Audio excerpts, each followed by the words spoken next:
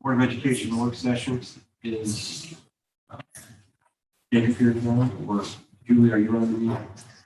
I guess I am. Okay. And the date is Tuesday, October 5th, 2021.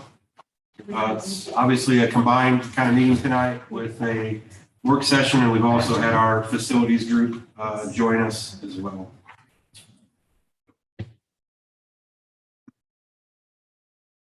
What you do? Okay. Did you do the public order? No, go ahead. Okay, call to order. Welcome to the Bethel Board of Education work session, Tuesday, October 5th. Call to order at 5:33. Ms. Hageman, can you please call the roll? Mrs. Reese, Present. Mrs. Sebastian, Here. Mr. Elam, Here. Mrs. Mansfield. Here. Mr. King is not present at the moment. Okay, additions to the agenda, if any. We have some listed there. Do I need to read those? Additions to the agenda would be letter A, various items underneath the superintendent's report. F, additional substitute employee. H, resignation of supplemental employee. I, the addition of a new 8th grade boys basketball coach and volunteer. Letter J is moving the recent TIP Foundation donation to the stadium project for naming rights to the pavilion and walkway. To the superintendent's items for an update. And then letter K is meeting of Board of Education and Township, trying to come up with a potential date and time for meetings to have a workshop type session so that the district and the township trustees can develop a combined or collaborative response in regards to the potential annexation that's coming up. Those are the only items for additions. 5:34. Sorry. For this one's additions to the agenda. Yep. Guidelines, hearing of the public regarding agenda items. Does anybody have questions regarding to the items that are on the agenda? I turned in a paper. Well, those are regular discuss, well, Well, you guys pull these out for agenda items? Mine's for agenda. item. Okay, go ahead. Have Natalie first. Sorry. Ms. Donahue? Thank you. Natalie Donahue. I just wanted to check on 7B. Sorry, which is the new contract. I think I wrote A, but just really for B. Sorry, 2 questions on that. There's section 11 for disputes, and it talks about mediation. And I was just wondering,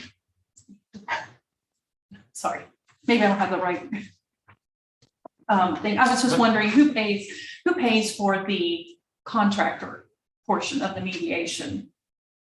Or does the school pay for the client as well as the contractor if there's any mediation for those general kind of contract things? I think we go into mediations, we delineated between who pays prior to going. You'd make a discussion on that. For an example, right? That's Yeah. correct. Yeah, I mean, I wanted to say that this contract is still under discussion. We're still negotiating because Mrs. Mutlu has to discuss it with her attorney. So this isn't final. Okay. But I wanted to have something on the agenda to discuss so that they can pass a resolution on the 11th. Typically, what happens is the contractor would be responsible for their cost and the board would be responsible for our cost. That's typically what would happen in those kind of contracts. Yes. Thank you. You're welcome. And Second question? the other question related to that, is there a minimum number of hours per week or hours per month for the $7,920? Is that something you can share? I don't know if we actually, it's for the for the services provided by a company. And I just wonder how you came to that amount is really what I was trying to get to.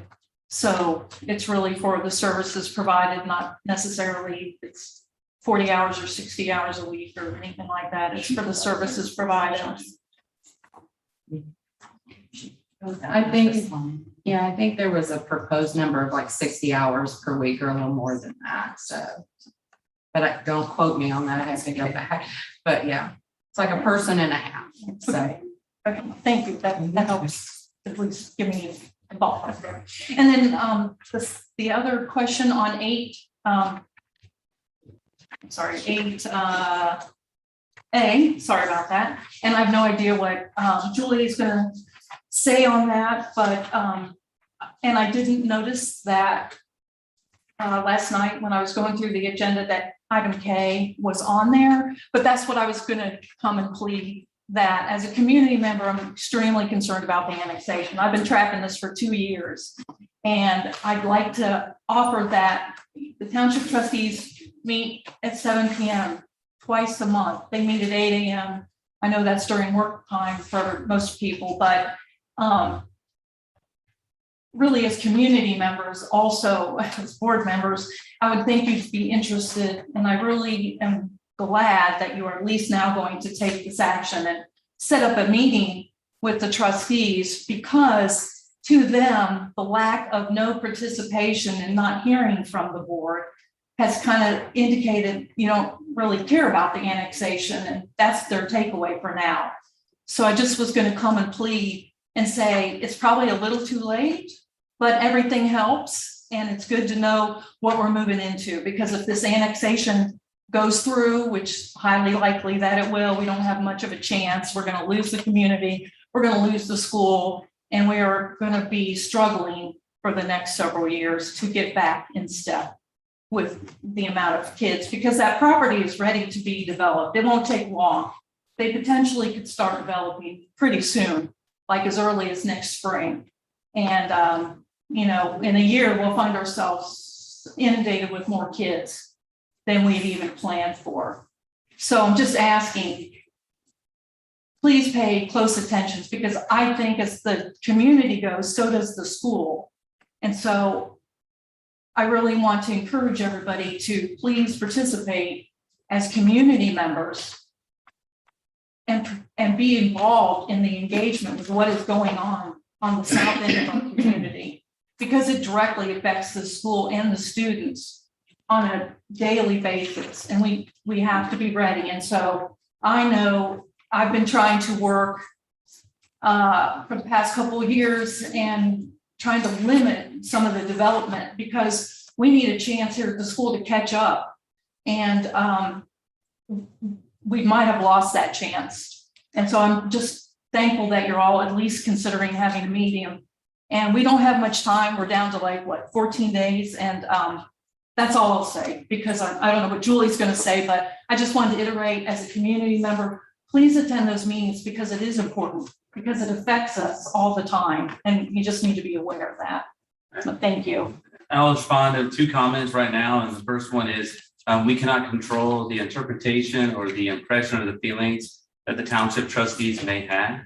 And second is, we also must step gracefully through whatever process is going on.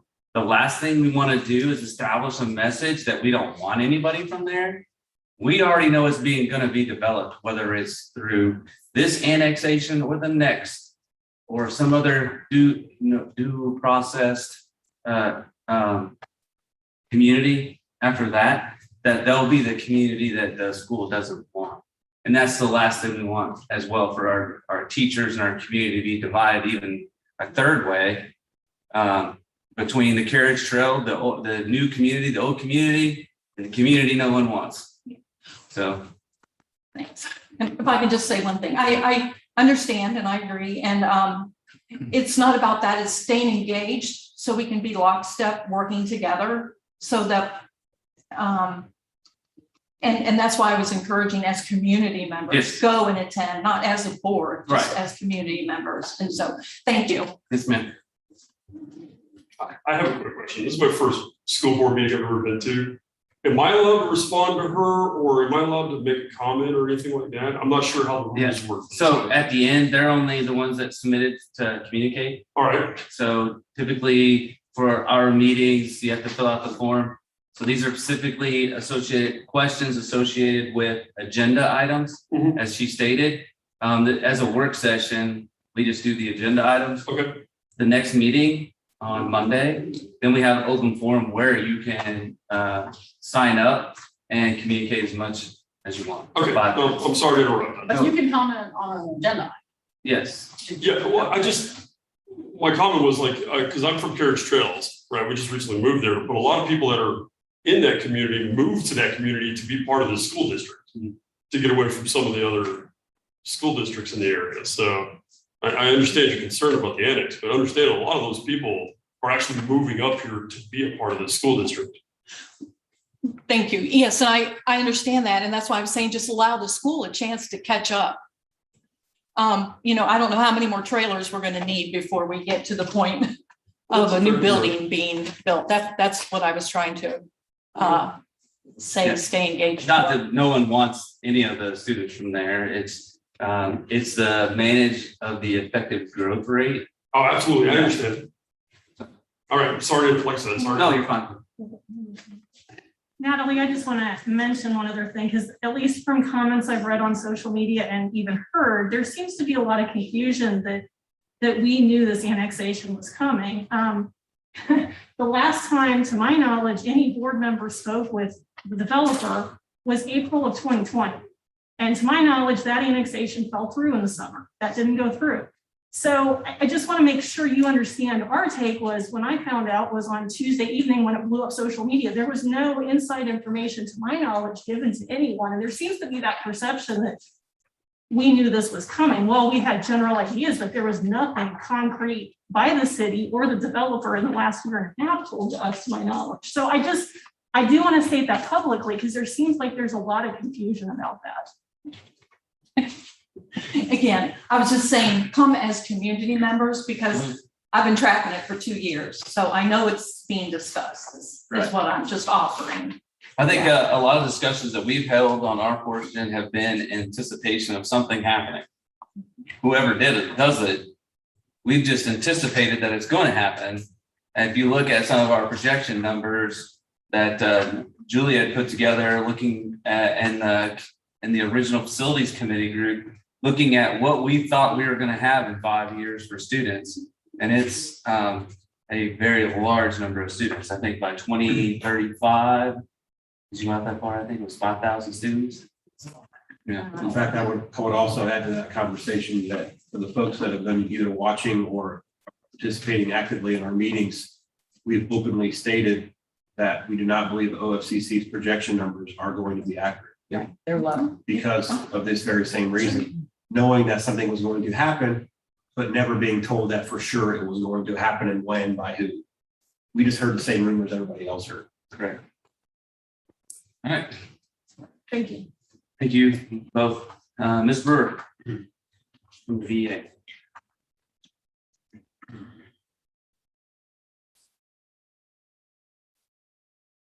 Okay, I'm here to represent the PEA in discussion with the Mutlu Coaching LLC contract. Mutlu Coaching LLC was hired on June 2nd of 2020 for $46,800. The contract was not posted on the agenda, yet approved anyways. It was not visible to the public. This contract was then amended on October 12th, 2020 to full-time status. However, this contract again was not posted. In both cases, the public has no idea what services are being rendered to the district. In the current proposal before the board, Mutlu Coaching LLC is asking for $7,920 a month. This constitutes at least a 58% raise from the previous rate based on public outlays posted on Ohio checkbook. The VEA has real concerns with the transparency associated with this new solicitation. What additional services is Mutlu Consulting LLC providing to warrant such a large pay increase? Since Mutlu Coaching LLC is essentially a vendor, has the board advertised the need for such services and solicited competitive bids? And if so, where was this advertisement? The lack of insight into all these outstanding questions makes it very difficult for the BEA to support this. Additionally, this type of generous spending seems inconsistent with the board's fiscal austerity position staked out during recent contract negotiations. It makes it extremely difficult for the BEA leadership to reconcile these two positions with our members. Comparing the 2020 contract to the recent contract proposal, there is no change in service. It is word for word exactly the same. Yet the compensation changes from $3,900 a month to $7,920 a month. How do you justify this? Researching other school districts in the area with a public relations communications director salary.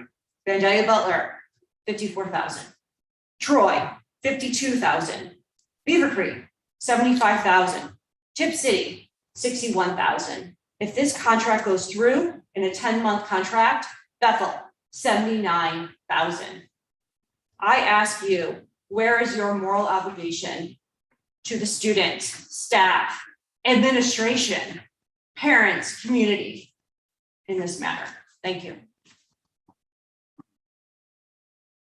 Thank you.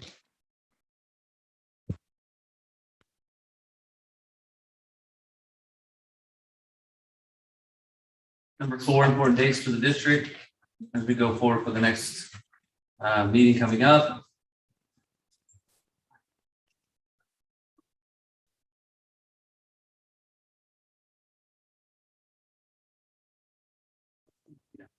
There we go, sorry.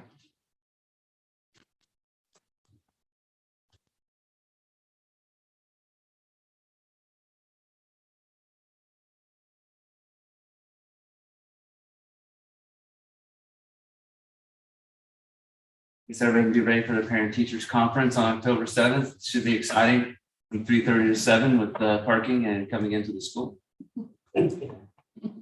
Expect a long line of cars. Then next is our October 11th facilities meeting and Board of Education regular meeting.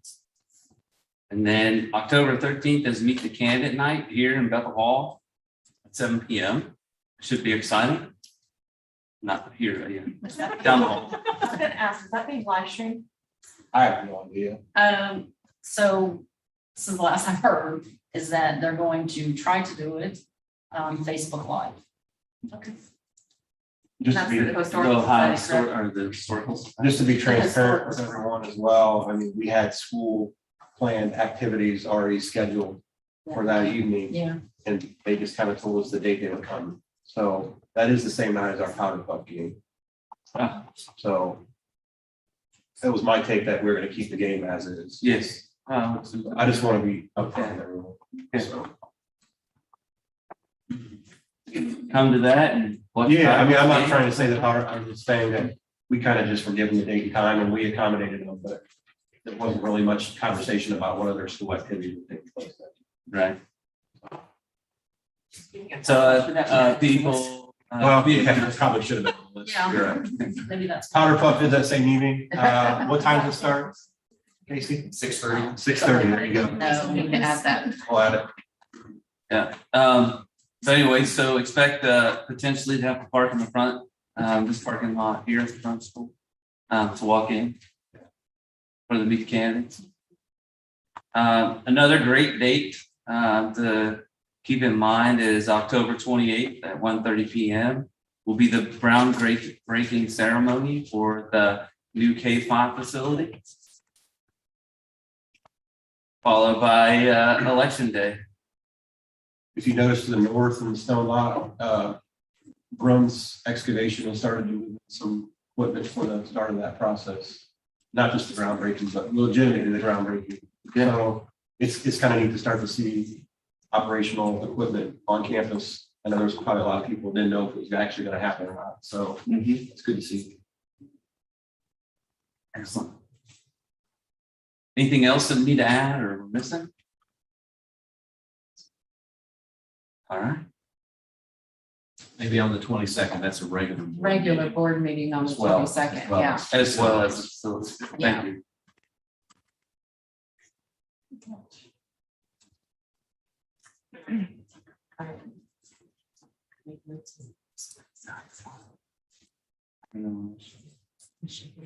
Yeah. Do you think we could, do you think, no. I was just looking at, Is facilities committee gonna be at the bottom? Yeah, they're at the Okay. bottom. I mean, I was hoping to get the. we can, Yeah, does anybody want to make a motion to? yeah. I'd like to make a motion to move to the facility committee pieces first. So you make a I'll second. motion. Seconded by Danny. She has. Can we make a motion to amend the agenda? No? I've done it in the past, but I didn't I'll know. need to Yeah, I make a don't motion think for that. That's why I'm just. Oh. Yeah, I thought we'd be official and just make a motion and change it if you want, but we can. We're just. Addressing them amending out of it order. Out of order. We're not going in the right order. So Well, we have a motion and second Second. discussion, we're not changing the agenda, we're changing the the layout. context, we're just changing. I didn't the realize order. Probably don't, but I like to just make sure, so there's no question. How's that? Okay, Any other discussion? You call the vote, please? sure. Mr. King, Yes. Mrs. Reese, Yes. Mrs. Sebastian, Yes. Mr. Elam, Yes. Mrs. Mansfield. Yes. All right, so we're gonna go down to this item, right? Yes. Do we still have Laura on? I thought I let her in. Laura, can you hear us? I'm still here. All right, Great. I've got your power. That Perfect. Okay, so when we ended design development, we left roughly $300,000 of costs that we knew we still needed to work on. And so we had some target ideas, some target numbers. So we had roughly $100,000 that we were going to reduce in flooring. We were going to look at $100,000 for plumbing, and we were going to look at $100,000 roughly for mechanical. So all of those together. So now we have gone back through, looked at a couple items on that, and some of those we wanted to bring back for you today. So I know that you've already approved to move forward with eliminating the sinks in K-5 classrooms. So that was the $100,000 that we were looking for in plumbing. So that's great. Then we also, you approved the removing the conduit on the fire alarm. And so that's going to be open cabling. And so that was a reduction of $32,800. And so that was approved then as well. And so then item D26, that was something as we were going through the documents and working on the design, furthering the technology design, that we realized that the core switches are already something that you have in the high school building that we're going to be tapping into. And so we don't need to have that in the cost estimate for the new K-5. So that is a reduction as well there.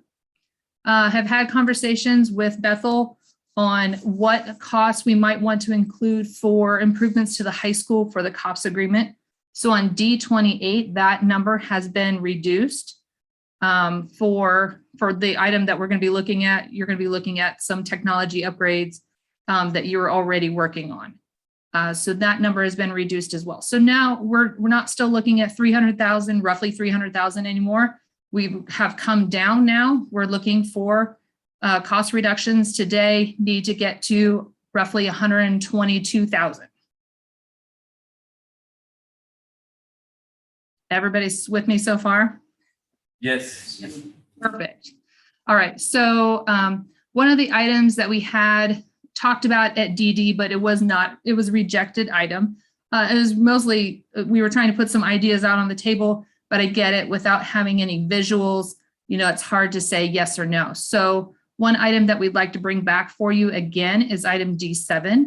And I have the next 4 slides to show what that could possibly look like. So we were talking about possibly changing the metal wall panels. Steel is at a high right now, steel costs. And so removing that steel and going to the masonry veneer and just taking that masonry veneer up further at the gym face. If you want to slide down to the next one, showing what that would look like if we remove those upper metal panels and made it just masonry all the way up. And then the next slide shows another angle. There's the original metal panels, and then the next slide down shows what that would look like if we took masonry and brought it all the way up to the underside of the roof.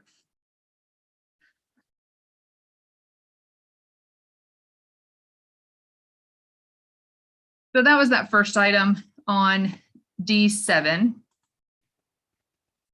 The next couple items are flooring items.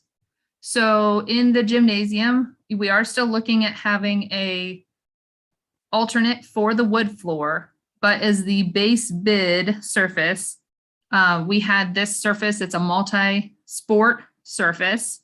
Comes in many colors. There are two other options, the D11A and D11B. You would not take both of those. You would take one or the other.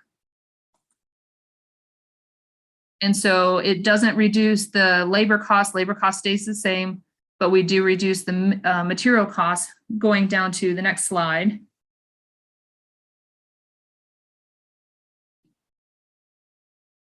That reduces the cost roughly 10,000. And the next one down reduces it approximately 16. Still meant for elementary usage. Both of these floor surfaces still has the same ball bounce, going to meet the same ball bounce requirements for those spaces. Still provide safety for the students playing on those surfaces.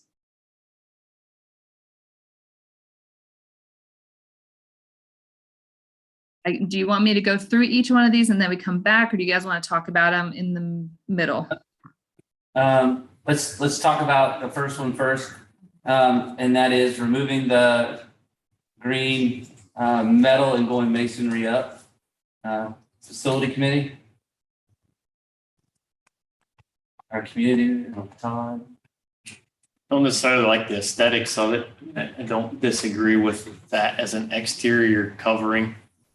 Is there a way to put a ribbon around it or a band around it or make it look a little different? Something to break it up a little bit. Yeah, absolutely. But still keeping the masonry. Yeah, absolutely. Yeah. I think that makes a world of difference. What about a different color of brick? It's an ephes material, I think. No, we are using a, it's a ground face masonry or split face masonry. It's a great idea.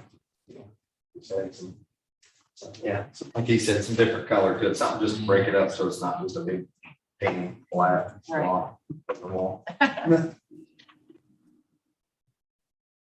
They make almost that, or the where you have the entrance, I believe, or for the students to exit and enter. There's, it looks like that dark line right there about where the green was started, bringing that kind of dark line on across. Yeah. All the way across. And that would be a nice. Yep, that's the canopy. We could absolutely take a line across there. And by doing that, we're saving how much again? A little over 26. Okay. Oh, I see it now. Okay. Everybody's good with that? It's D7. No. 26, 677. 667. 667 as much now. Right. A little under that. Yeah. So, okay. And then floor, I'm not an expert in this. It was really easy to look at the metal and brick. But not just trying to understand what are we giving up by going with this different material, I guess. That's kind of my question. Is it durability, longevity, how thick it is? It is the thickness of the product. Yeah, so the picture on the right-hand side, that was the original, this is the original product, but the picture on the right-hand side, you've got multiple cushions underneath. And then the next slide down then shows how that's reduced. And the one, I think below that, I think is reduced a little bit. Yeah, it's a little bit more. So what's the cushion for? I'm just curious. I'm not intelligent in this area. So Just diving for a loose ball or if you fall. So one time I saw Phil in the gym, got a concussion, falling backwards on the hardwood floor. This probably would have helped that. So Laura, one question, we had talked about maybe having tournaments in there if we could. Does changing the flooring have anything to do with that, or we'll still be able to have tournaments? You could still play your youth level tournaments in there. But Yeah. just as a friendly reminder, as of right now, you have bleachers factored into the gymnasium, so I'm not sure where you would sit. Well, but maybe, In the future, absolutely. I just want to make sure the flooring. You could still play your B-ball or your Dayton Metro, whatever other leagues that are in there. I mean, I don't know necessarily if you're gonna be able to play like a high school game or even a middle school game, but you have gym space to play those activities. You could definitely play summer league games in there. but it would still qualify. Any one of these other sports still qualify for high school basketball or no?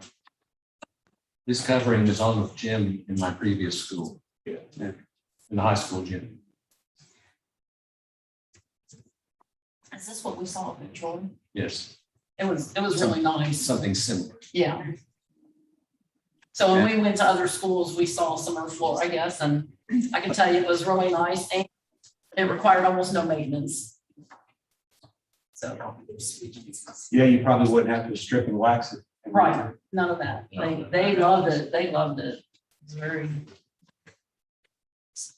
very friendly for the community. So Laura, this is Tina. The Rec 60, the screen that we're looking at now, the slide we're looking at now, that's a savings to the district of 10,000.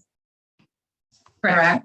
And then this Rec 45 is a savings of 16,300. Correct. So if we choose to go with this one, you save 10,000. If you go with this one, you save 16,300. That's all on. The numbers. From your perspective, it's truly just a good, better, best situation. Yes, it is. I mean, if you can afford it, the one that we had in there originally, absolutely. It provides the most absorption for player safety.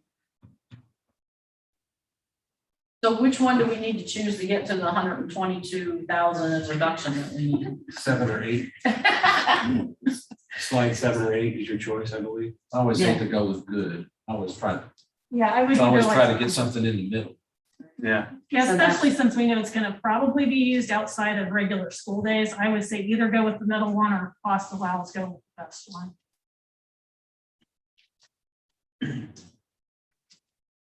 It's just not that much savings. That's crazy about it.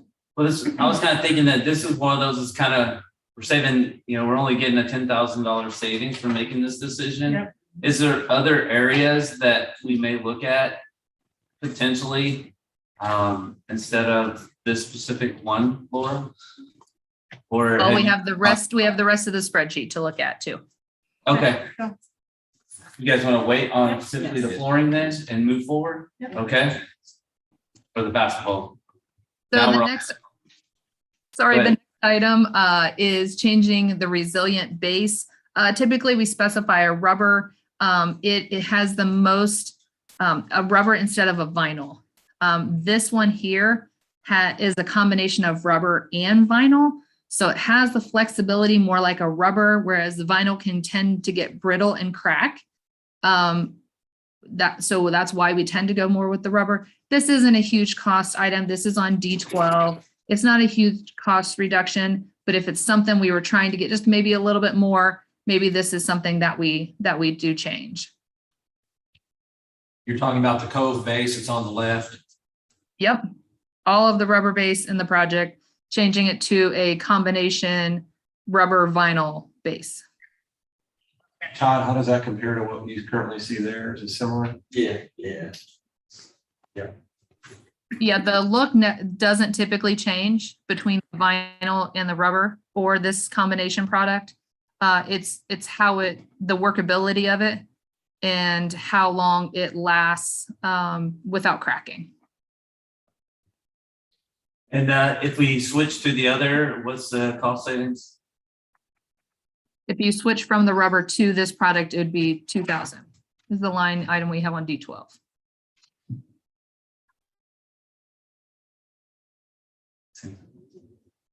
Yeah. Except over time. it's crap. You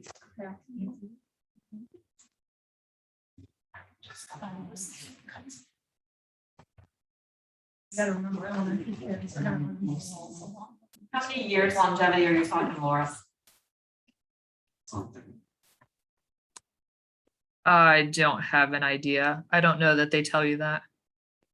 If we're talking 25 to 30, that's one thing. If we're talking 10 to 30, that's a big difference, right? All right, well, it's something, Many it's something, projects. it's something I think. Projects have this type and you don't even know it.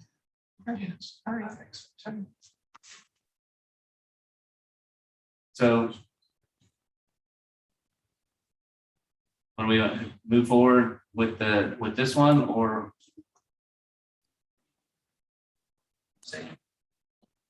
I think it's an easy one. Okay, thank you, Laura. Let's go on to the next. Yeah, so the next one, we were looking at carpet tile and where those are located. So if we changed, we have two different carpet tiles. If we changed all to the one type instead of two different types, we could save $3,500. That's item D13. Just changing just to the one type instead of having two different patterns. The D14 then is changing carpet tile instead of linoleum in all of the academic corridors where we have highlighted below, changing that to carpet would save you money as well, and that is item D14.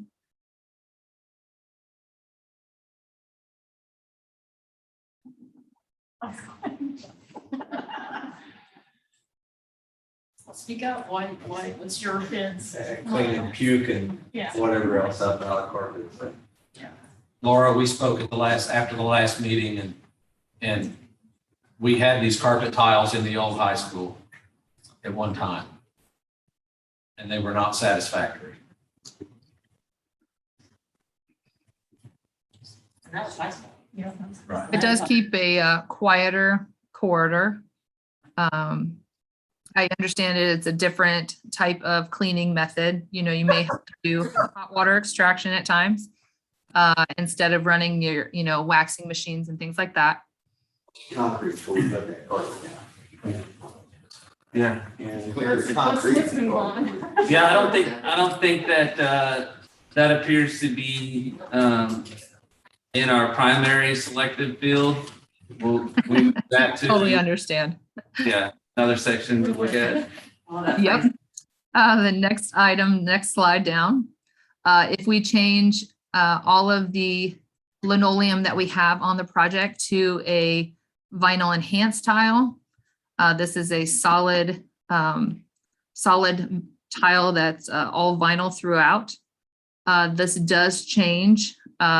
You would be waxing these tile, which I know you have them today and you wax them today. But with linoleum, you would not wax that product. So this does change a maintenance for you. That is item D15A. Todd, is linoleum currently on no school floors? Yeah. Yeah. I've got plenty of wood. Stripping and waxing. What's the cost difference in that? 70,000. That's a big one. So what's the maintenance on DET look like, Laura? More like what you do today with your vinyl tile that you strip and wax. Kevin just won't be able to retire, yeah. So Laura, if $70,000 pops up in a few months, this can be swapped back with no redesign, and is it easy to swap back, or what would it? This is easy to swap back as long as the material has not been purchased. But you've got some time. Okay, thank you.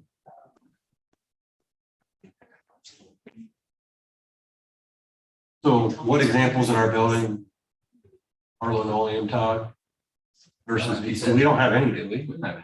We have either terrazzo or VET, don't we?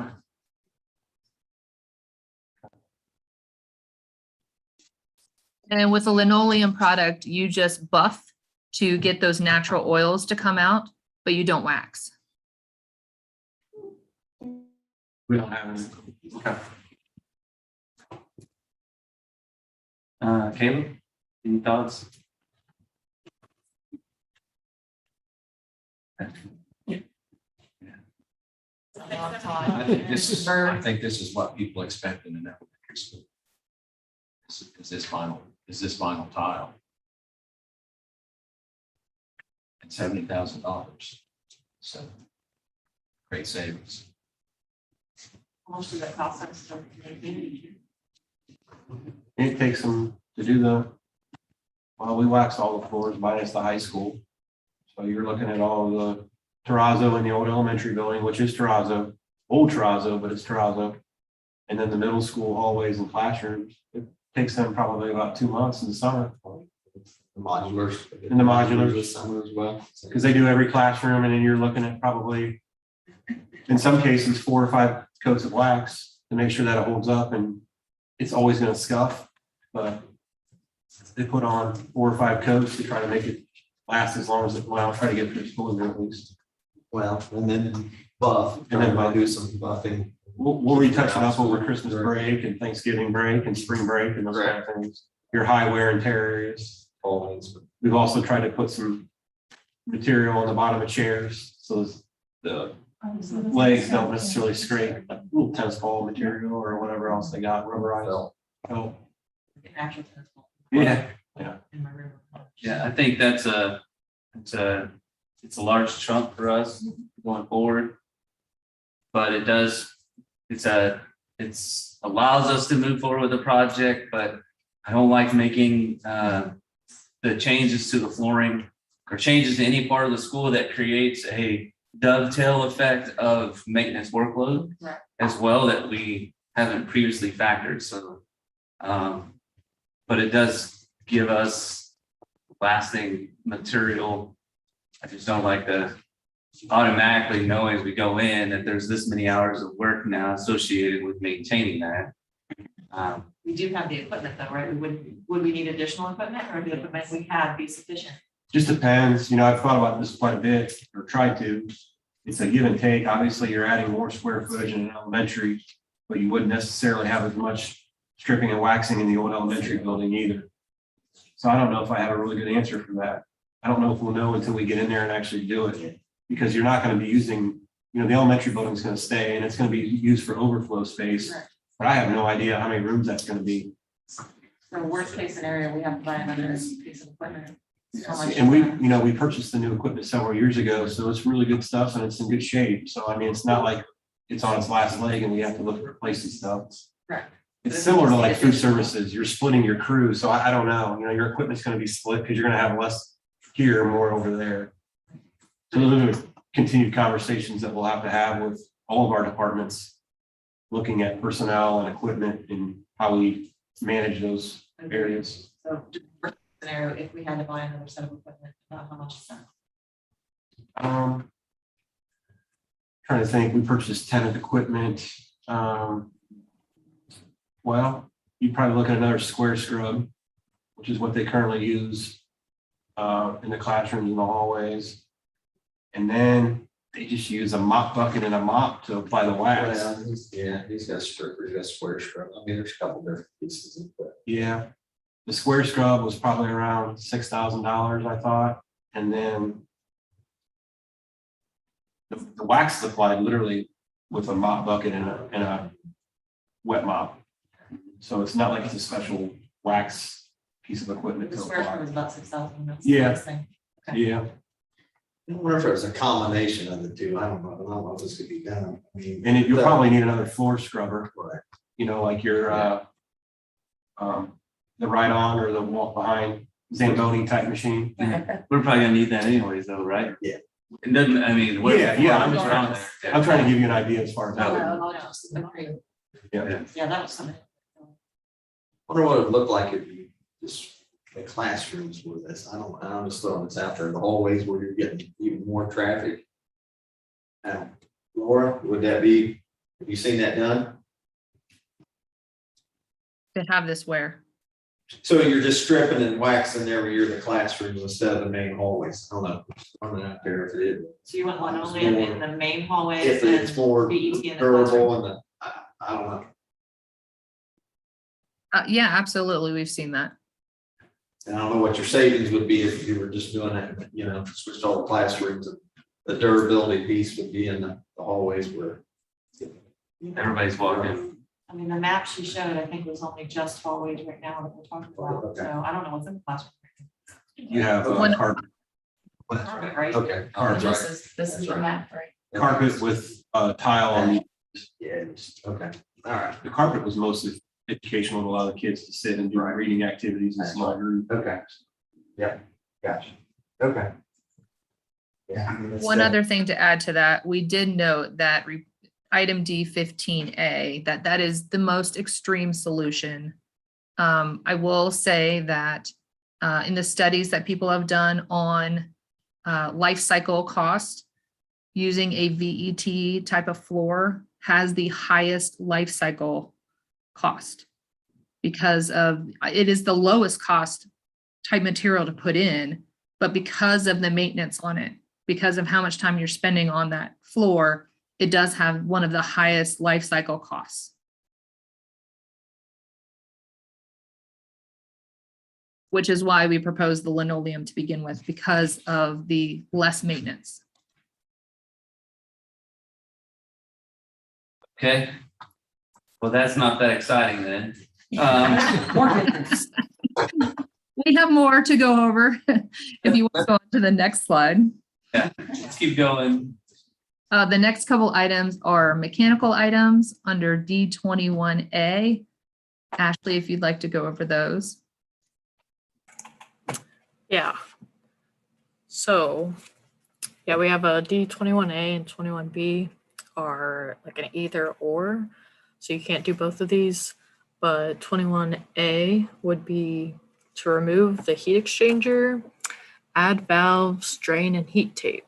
So basically that means the way we're chilling the building or cooling the building is with a chiller outside, and it has a loop of water and glycol that goes inside the building and goes to a heat exchanger.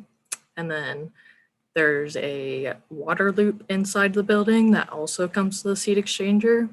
The fluids don't cross, but the heat does. And so we'd be taking that out. So then the loop would just be one large loop. Then it would go outside to the chiller. So then we would have to add valves just inside so that you could shut those and drain the piping that goes outside. So that's a maintenance thing that would have to be added. You'd have to drain it and blow it out so that it doesn't freeze. We can add heat tape on it to kind of help with that a little bit, but it would still need to be drained.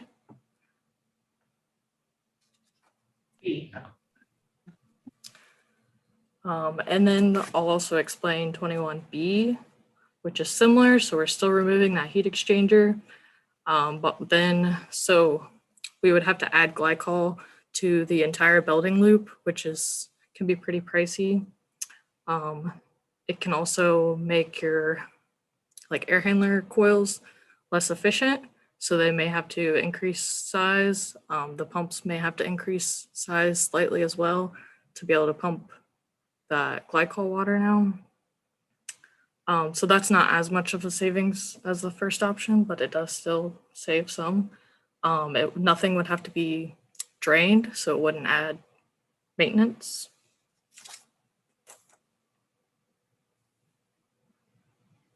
Can you explain what's the benefit of having the heat exchanger that's already listed in the plans? Yeah, so the benefit would be so that you would not have to have glycol in your entire system. That's the main reason for it. So it separates your two systems. There's only a small loop that goes outside with glycol in it. So normally, like if you would have a leak or something in the building, with the one that we have designed now, it would just be water. And then if you had to have glycol into it, you would be leaking glycol water. And then, yeah, glycol can be kind of expensive. So it cuts down the cost of how much glycol you have to use. And then, yeah, you also don't have to shut down your system and like drain the outside portion of it.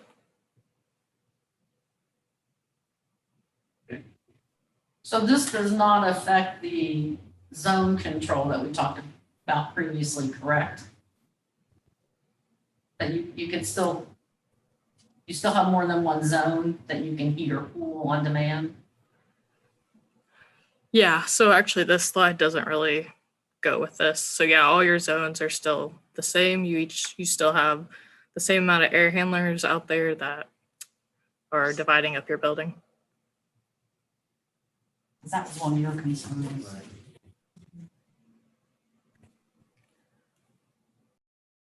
I'll change the floor. Change the flooring. I agree. Yeah.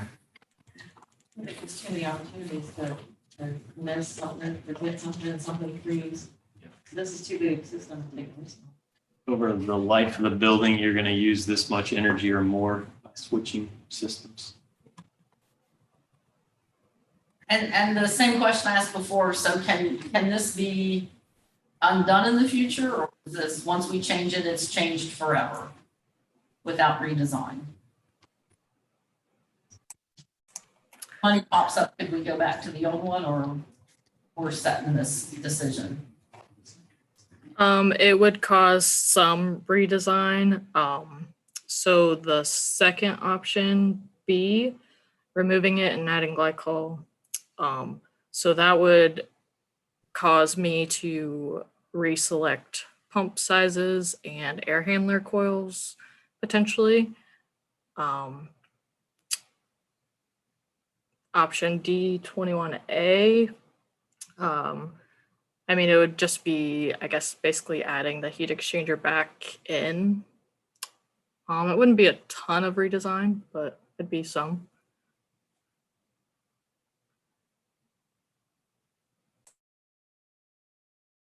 Two of our HVAC experts on the facilities committee have said that this is a bad idea to change this at this point.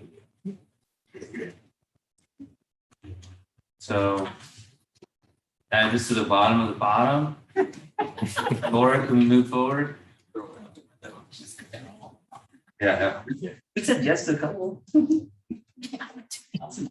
2,000. So now this slide does explain item D 22 and 23. Yeah, so D22, basically we're looking at maybe combining some of the air handlers to basically, it would overall reduce some of the material costs and some of the electrical connections, as well as the controls for the air handlers. So the first one that I want to look at is combining what we call the two single zone units, which would be, so currently you have one air handler serving the gymnasium and one air handler serving the student dining and stage area. Since the stage is open to the gym as well, we could combine this into one unit, one larger unit. I guess the downside would be if one of these areas is full, or if one of these areas is being used, the whole air handler is running, versus if you split it up, it can, they can each run individually, but we also have variable speed fans, so it can adjust down, but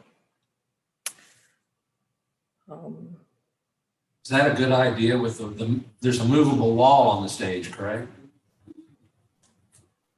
To separate the stage from the gym? Curtain, I believe. Just a curtain? Yeah, we have a curtain on the one side, on the student dining side. On the other side is an alternate for a coiling shutter.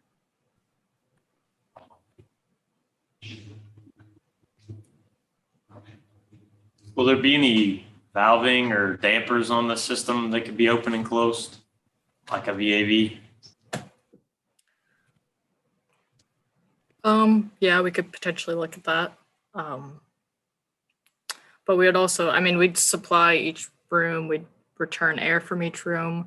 So it doesn't, there's not really a whole lot of negative effects to doing this besides like if your air handler would go down, it would affect both spaces and not just a single space, if that makes sense.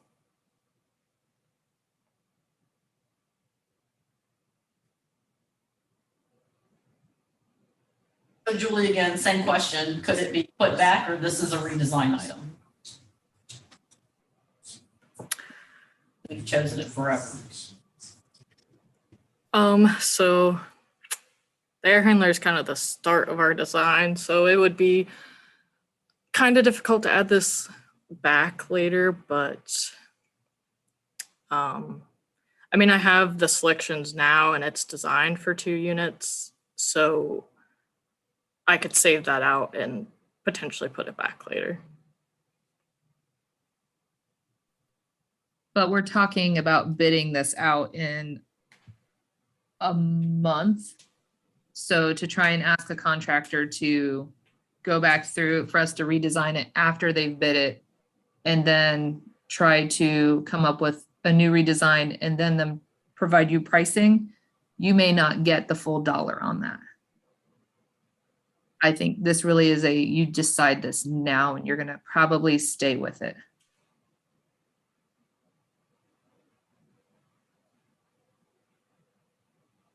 I don't have any issues with it.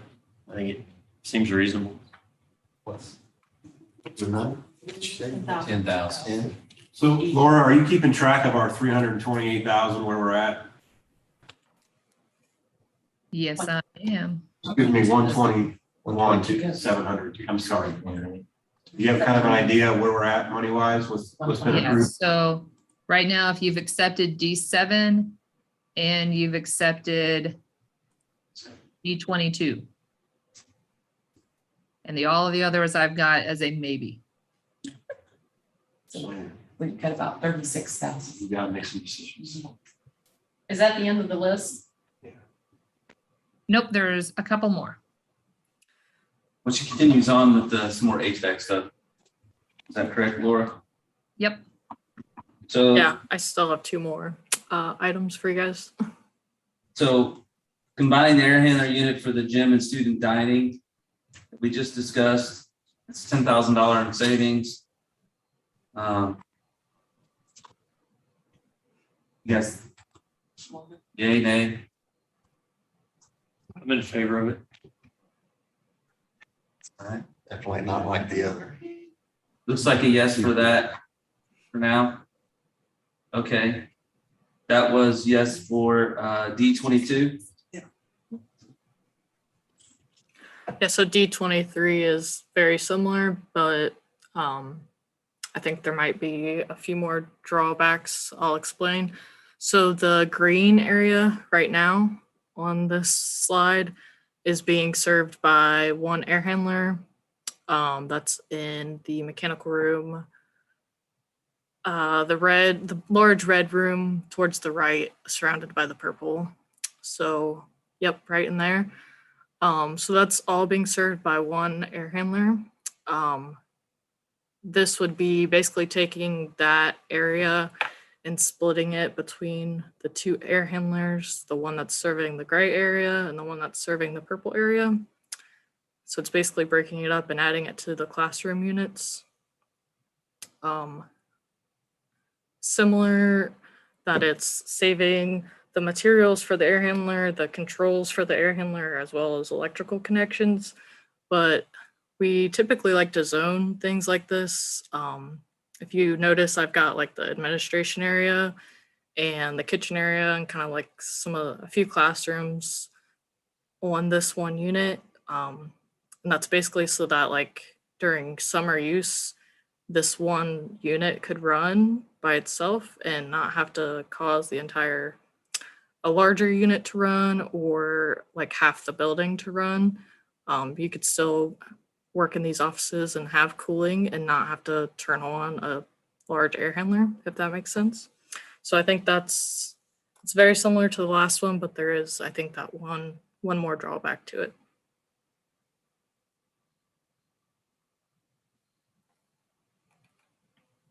I don't like that. I like the idea of being able to work in the summer, plus it's handling some third grade classrooms as well. Yes. For a minimum cost and save. I think we eat up those savings just in electricity, especially in over the summer months. Having to run that whole side of the building to one office in each one of those areas.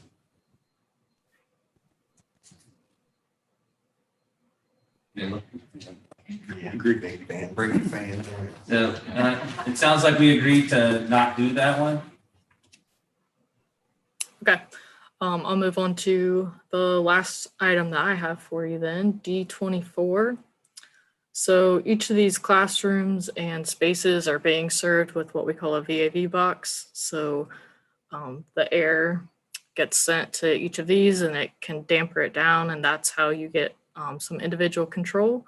So right now I have it to where each classroom is being served with one, but there's a few areas that I think that we could, there might be like two similar rooms beside each other that could potentially share a box. So there wouldn't actually be control over each individual room, but between the two rooms, there would be one controller. So there would still be some temperature control, but not completely individual. I have listed here 9 places that I found that I think I could do this. And so this would be saving, it would obviously save the box. We'd go from 2 to 1 in these spaces. It would save the controls for the boxes, the ductwork and insulation going to each box, piping and insulation, because there's a heating coil in each of these boxes, and then as well as the coil kit. And that's an approximate savings of $3,200 per box that we can get rid of. So examples of where this would be like rooms A106 and A107. They're special ed rooms that they actually have a divider down it anyhow. So it can be opened up to one room, but we like to start with a box in each because it makes sense to have more control. But if it's going to be opened up to one large room, then it might not really matter too much anyhow. And I think F103 and F116 are also special ed rooms. F102 and F104, this is a teacher workroom and a sensory room. So I feel like we could combine these two as well. F108 and F110 and E108 and E109 are all small group rooms. So we could potentially combine those boxes as well. And then I found another box at C106, C107, and C110 are media specialist offices and a workroom and a storage room. So those could all be combined. And then there's also 3 corridors that I had an individual box serving, but I believe I can get rid of these and serve them off of an adjacent room.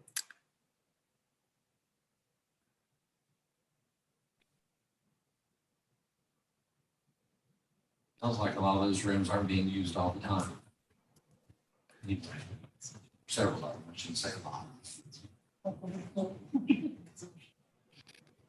It depends on the 2 people that you have in rooms, but Right. But Sounds like the special ed ones are precedent most use, right? So if you have one who run class, one who run cold, it's a big issue, but otherwise, the other one's not much of pretty. Do those rooms or where the dividers go in those rooms have similar heat loads? Like we're not dividing a window versus an interior space? Correct. These are, yes, similar heat loads. I think actually all of these spaces are interior spaces.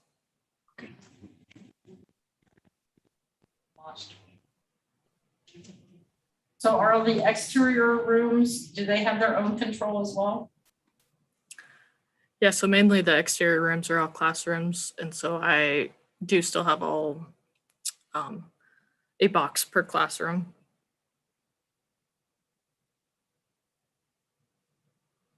What about moving the control Yeah, and that's making all. the windows fixed? That was one thing we rejected last time. They just wouldn't be able to open the windows, but if they've got an individual control already in the outside ones. I mean, the biggest concern for that was, I think, security, which seems doesn't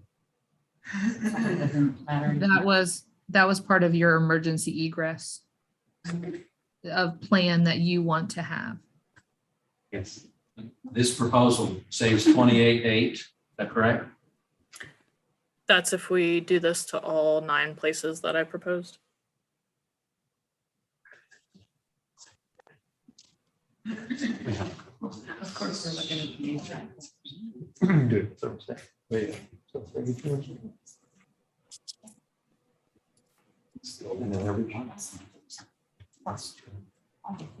It's just sensor average. It's one room's not used. Ashley, Yeah. do you have a sensor in each room? Yeah, so there's one thermostat per box. So yeah, currently we have a box and a sensor in all of these rooms. But if we would combine it to just one box, we would Yes. just use one thermostat. I was wondering if you were using a sensor in each room so you could average. If one's not used and is one's occupied and one's empty. We could look at doing that as well. Yeah, that's an option. That way there's at least some type of balance on the system. So one room isn't getting no Wire a VAV. No, just average temperature.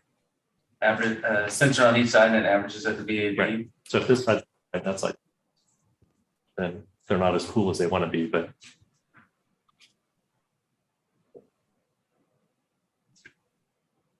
And this we can never put back. Once it's done, it's done.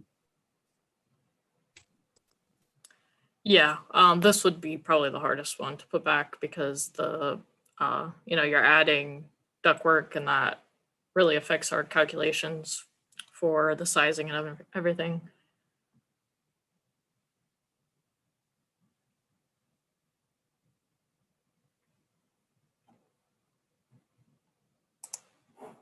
I like the only ones that sound to me like they have the most any controversy really would be regular teachers in the space on a regular basis with students from special ed. Right? Otherwise, it's like, you might have a teacher workroom, but then it's like attached to maybe a storage room or something. Like, it sounded like no one's really gonna have a conflict there. Right. Is what it sounded like to me as you ran through those. Was I wrong? Did I miss where there'd be like teacher against teacher in other spaces as far as the temperature control situation? No, I think, yeah, I think you understood that pretty well. I think the only space, so I like combined an office, but I combined it with like a workroom. So I would put the sensor in the thermostat in the office. So I think the only space that this would really maybe affect that would be like the special ed rooms, if there's a teacher in each of those. That's, I'm on the fence, or maybe those two, maybe they go things out. You know? How many, if in those rooms where they have the divider, how many VAVs will we need to leave if in there? If we chose to not take them out of that space? So I proposed 2 locations, the A106, A107, and then F103, F116. So that would just happen in 2 places. $6,400 difference. I mean, I've just worked in that kind of an environment next to, group cat teacher, and I'm always cold, and I'm working with someone who's always hot, and it's so difficult to get through your day when you're trying to balance the hot and the cold. So if I can help avoid that for staff, I will try if we can, if we can make it work. They all do the same thing. But if you have a thermostat in your room, that's not gonna be the case anymore, right? Yeah, that's gonna be, you're gonna be surprised what it's gonna do to your energy costs. Just let you know. So, 7 instead of 9. yeah, 7 instead of 9. We had, in my building, we had like, we had about 2 degrees control on your thermostat, either direction. Exactly, that's what I would Yeah, recommend doing. that's all you had, about 2 degrees either direction, but nevertheless, that 2 degrees can make a big difference, I don't Because what know. happens when you have individual controls is that rooms get ran during the summer and don't get turned off. And it's unoccupied 90% of the summer. So are we proposing instead of 9, removing 9 VABs, remove 7? I. It sounds like we need to remove them all. No, it also controls the airflow and I'm just everything that's gonna going try, through that space. No, I mean the individual temperature. Todd knows. Yeah. It's a pet peeve of mine. So can we do, what, if we only do 7 of those 9 to eliminate? Can we leave those ones in those exceptional child spaces? Yeah, that's doable. Savings. Yep, so I've changed that to savings of 22.4. Thank you. Thank you guys for. Okay. hearing me on that. Sounds good. All right. Those were That's all. all the slides that we have for you today. If I feel like D24 is accepted with 7. Yeah. I also added the D7 for the metal wall panels. And the combining the air handler unit for the gym and student dining D22. And with all of that, you are down to what we need to look at for savings is 62,103. There's floor, there's your floor right there. We didn't include, did we not include D12? That's the I code. didn't have that in there yet. Nope. No, we did. Include that just yet. Okay, so D12, then we're at 60,103. She included 6103. So is D26, is that already included then? Yeah, Yes. It just didn't. come. yeah. Yeah. She just did that to us on the plan. Over this. So Laura, can you help me try to remind me what D3 was?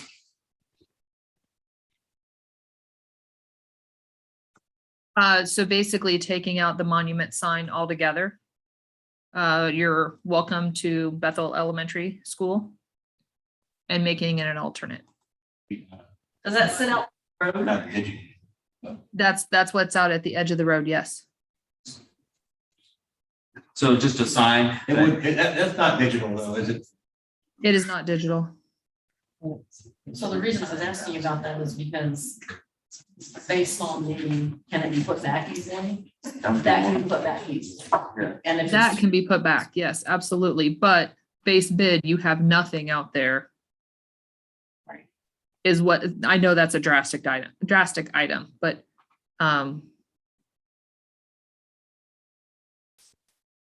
What's the cost to just run conduit out there? that's already in there. That's not part of a reduction. So the conduit will be there, whether we have the sign or not. Yes. because the way it has to come. Well, and then we could add it anytime later. That's why I was asking what that is. Yeah, I didn't know what it was. And then these other things that. I think we do the flooring, and if we end up beating on the bid, that's an easy one to put back. Yeah. Right? A lot better than some of these other systems.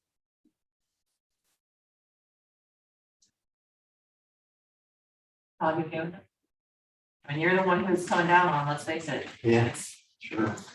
You better live forever. If you do the hallway flooring with our current number, you wouldn't have to adjust the gym flooring.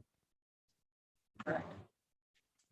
So your gym flooring could stay at your best. Which is a Well, safety. good, better, Which would best. be good.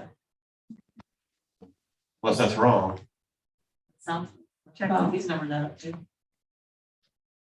because your flooring is 70,000 and we're currently 61. So you're 900 and you can keep your gym floor as is. I guess it just depends on what's more important to you, your gym floor or your hallway flooring. For kids. I'm just asking, is it like you guys, like, what do you gonna value more, your hallway flooring or your gym floor? There's not an in between on the hallway. No, It's 20 or 70. that's correct.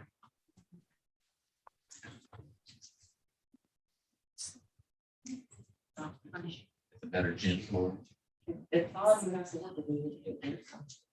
Do you rather have a better gym flooring or a better hallway flooring? Don't lie, you talked about the gym flooring. Yeah, for sure, yeah, for sure. Yeah. Okay, so I mean, since that's a big number, so.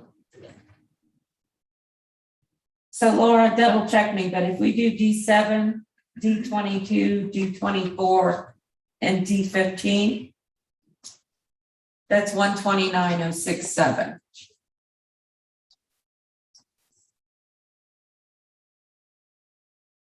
Sorry, it was a little fast for me. D D7, 12, I'm doing this on my iPhone, it's not a real calculator, so let's see, I got D7 at 26,667. Right? That won't be that full number, though, right? Right, we need a little bumper room. So, you know, so that might be. That makes Ravenier's all the same cost, right, even if it's a different color? Is that what we've decided? We were okay with that? We just wanted something to go across to break up the color, right? I think it's the same cost. no change in cost. No change in cost, okay. So then D22 was 10,000, yeah. And that was for the gym, student dining, stage. Right. Yep. And then D24, which is 22,400. 22,400. Yep, And then D15, which is the big ticket item, right?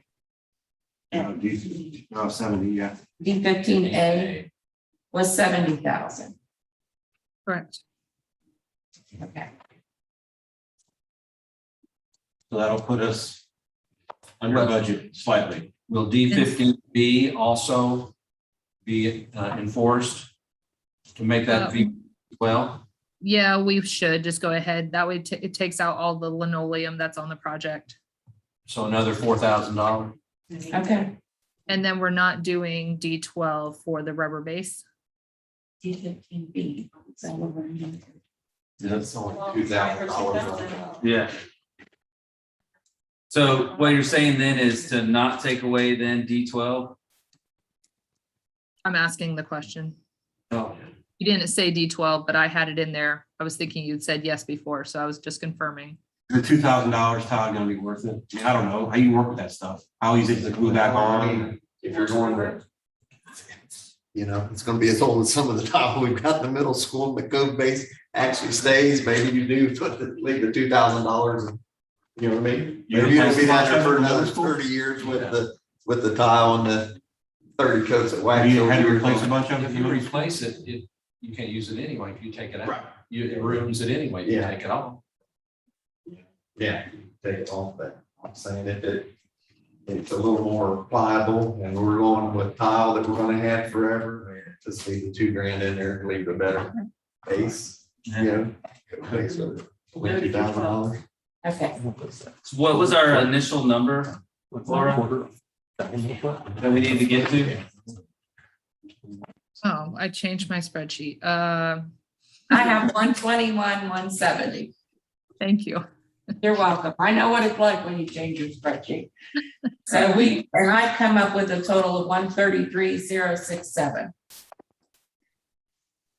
So we could leave D22 as well. for now. You're gonna cut again.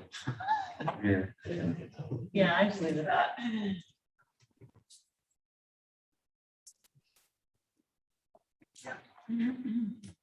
We think.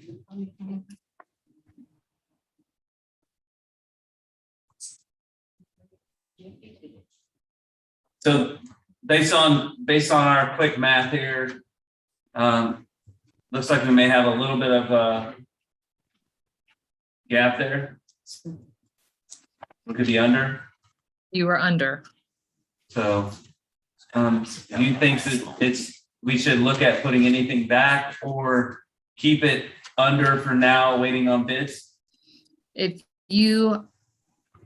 these items that you have taken out are acceptable and would possibly allow you to buy some of the alternates that you had to pull out as alternates, but you would like, then I would, recommend that you stay this way. Okay. But we already decided that what's on here was more important to keep than the alternates. Your alternates are gonna be your interactive display boards, your wood gymnasium flooring, your tile on the walls, and then the fourth one was, Playground. I don't know if that was an alternate, was it? Oh, there was 4. Bleachers? Or did they get cut? I don't know. Bleachers are not an alternate. Those are the 3 sure that I know of. We had the porcelain tile, the The display monitors, the just gym floor. monitors and gym floors, yeah. Is the Loop Road That's This an is- alternate. alternate on this one or the other GMP one? It's Both. on both? Yeah, the asphalt will be in this next one. The stone base was in the last one. Okay. I forgot about that. I think that's a key alternate. Yes. So if we have a little bit extra left over from the decisions we made today, that eventually we might be able to push more to maintain that road between the two properties without having to go out, would, I think, be very important. It'd be used for traffic. Yes. I agree with that. The only reason I would argue to put this back is because it can't be put back easily in the future. It's a redesign. That's the only, I mean, the other things, it's kind of part of the criteria, right?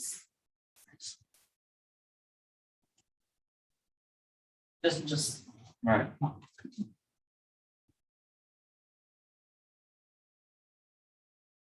Okay.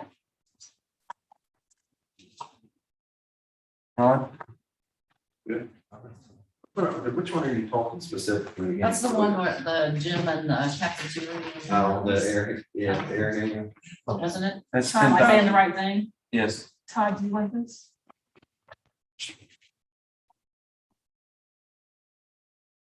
You got glasses. I think I'm gonna rest easy with that decision. We've had a couple of, You guys, I mean, you see any HVAC reason specialists be why okay not? with it. They're okay with them, rest easy. There's some other functionality. D22 is what we're talking about. Yeah, that's combining the two areas, the cafeteria and gym. We've gone through, talked about that. I think it's. It's a solid, good decision all the way around. Yeah. All right. Yeah.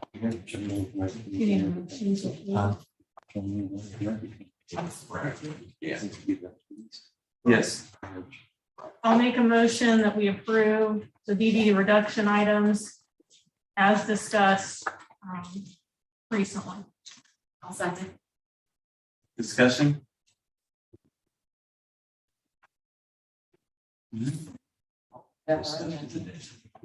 Yes. Call the vote, please. Mr. King, Yes.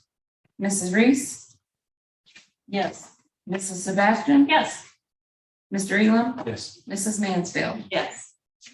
All right, motion passes. Laura, we said yes to that. So is there anything else you need from us to move forward with the bids? Are any of them alternates or Are any of these going to be alternates? out is out? No, I don't know that any of these would be an alternate. No. But to answer your question, the next thing that we will need from the board is to finalize the design development submission. That whole packet should be coming to you shortly for approval. And then we will need the board, I think, to approve to go out to bid with the documents. Oh, wait, no, we don't do that. Sorry, we don't do that with the GMP. Sorry, retract that. But then once we get those documents out to bid and get those estimates back, we'll go through that same GMP process like we just did for the early site package. Okay, just real quick, a weird question, since none of the alternate, I'm just curious why we wouldn't list the other flooring material as an alternate. So you kept with the highest floor and did not go with a lesser floor. So you have already an alternate to do a wood floor. Oh, no, in the hallways, and SVT instead of linoleum. Yeah, absolutely. We can do an alternate to do linoleum instead of the VET. Yes. We can do that. Just trying to save Todd's back. Sounds good. Well, thank you so much. Thank you. Thank you. Thank you. All right. What? Thank you to our facility committee members that are here for that. We always appreciate your insight and your knowledge. So now we'll go back to section 5. Yep. All right. Turn it over to Ms. Hageman for treasurer's items.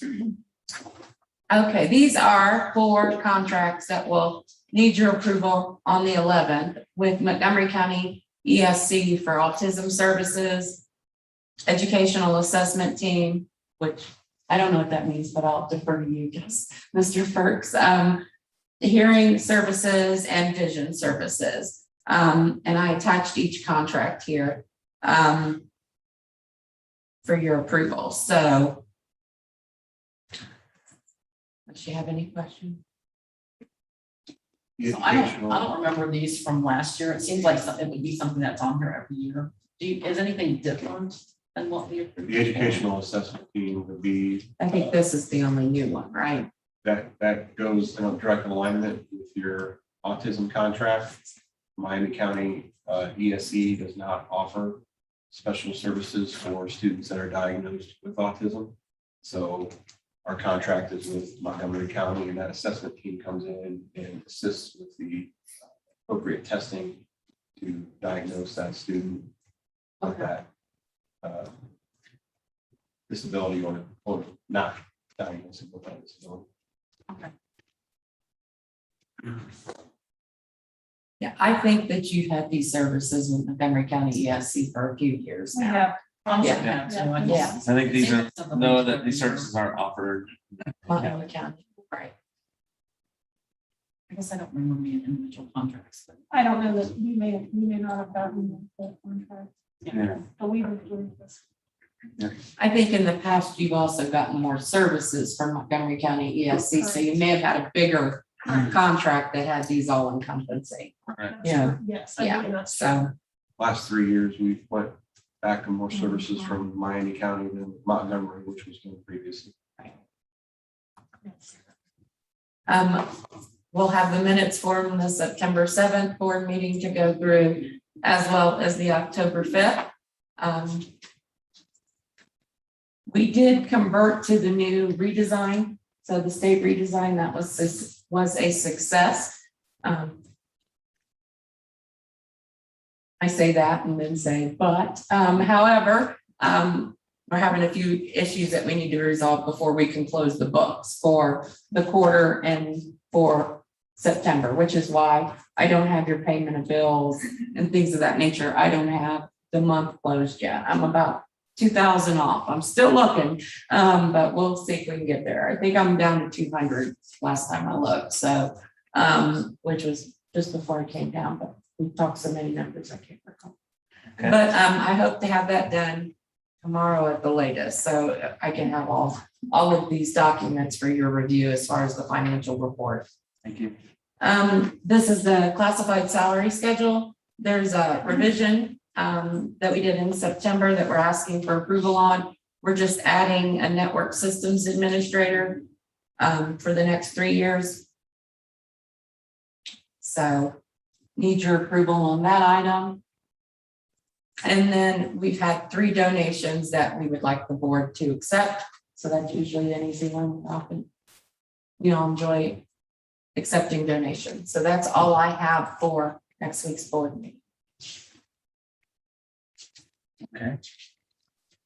Tina, I just want to thank you for taking the time to reconcile. I know that takes a long time when you're off a little bit to find the missing. And I know when you came in, perhaps you had to go back a year or so and handle it. So I really appreciate, I know it's not necessarily fun work, but I really appreciate you keeping our books. It typically is fun for me, but not when you have 15 other things you'd rather be doing and you got to get done. And it's, you know, you're holding up the rest of your team that needs to get things done. So I'm trying to get through it as quickly as we can, and I appreciate that. Thank you. Justin, want to give a quick explanation? Warning our evidence.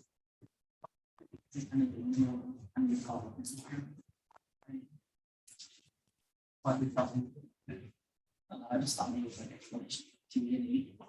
Well, and the reason why we added that position into the classified, said that correctly, classified salary schedule was the current requirements for our assistant IT or technology assistant was outside the scope of the position. They were working at a higher level to complete those duties. So we utilized a comparison and established the classified network administrator position to not be an administrator. It's not an administrator position. Yeah. All right. Thank you, Ms. Hagan, for your review. Mr. Ferks. On the agenda this evening for review, underneath number 6, letter A is review of certified substitutes. This is one that, as I mentioned, one that I mentioned frequently is on here to approve the substitute teacher list through the Miami County Educational Service Center. Each and every time the list changes, the district has to go through and reapprove the certified list of substitutes. So that could be new people coming on board or maybe people choosing not to substitute anymore. Letter B is one that we do annually. It is required by Ohio Revised Code.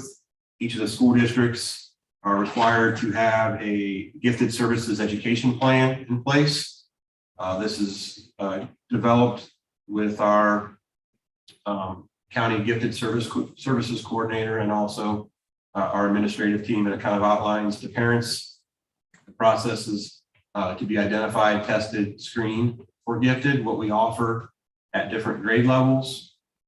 And it's more of just an informational document that once considered and if approved, which I hope it is, would be placed on the website for parents to review if your child identifies as gifted, or maybe they do not test into the gifted program, and it gives you some information on what the requirements are as far as cut scores, et cetera. Letter C is another one that's required by Ohio Revised Code. The Miami County Business Advisory Council most of the time, or I should say primarily works with the ESC in regards to this plan, and each of the county schools is required to have a business advisory council plan.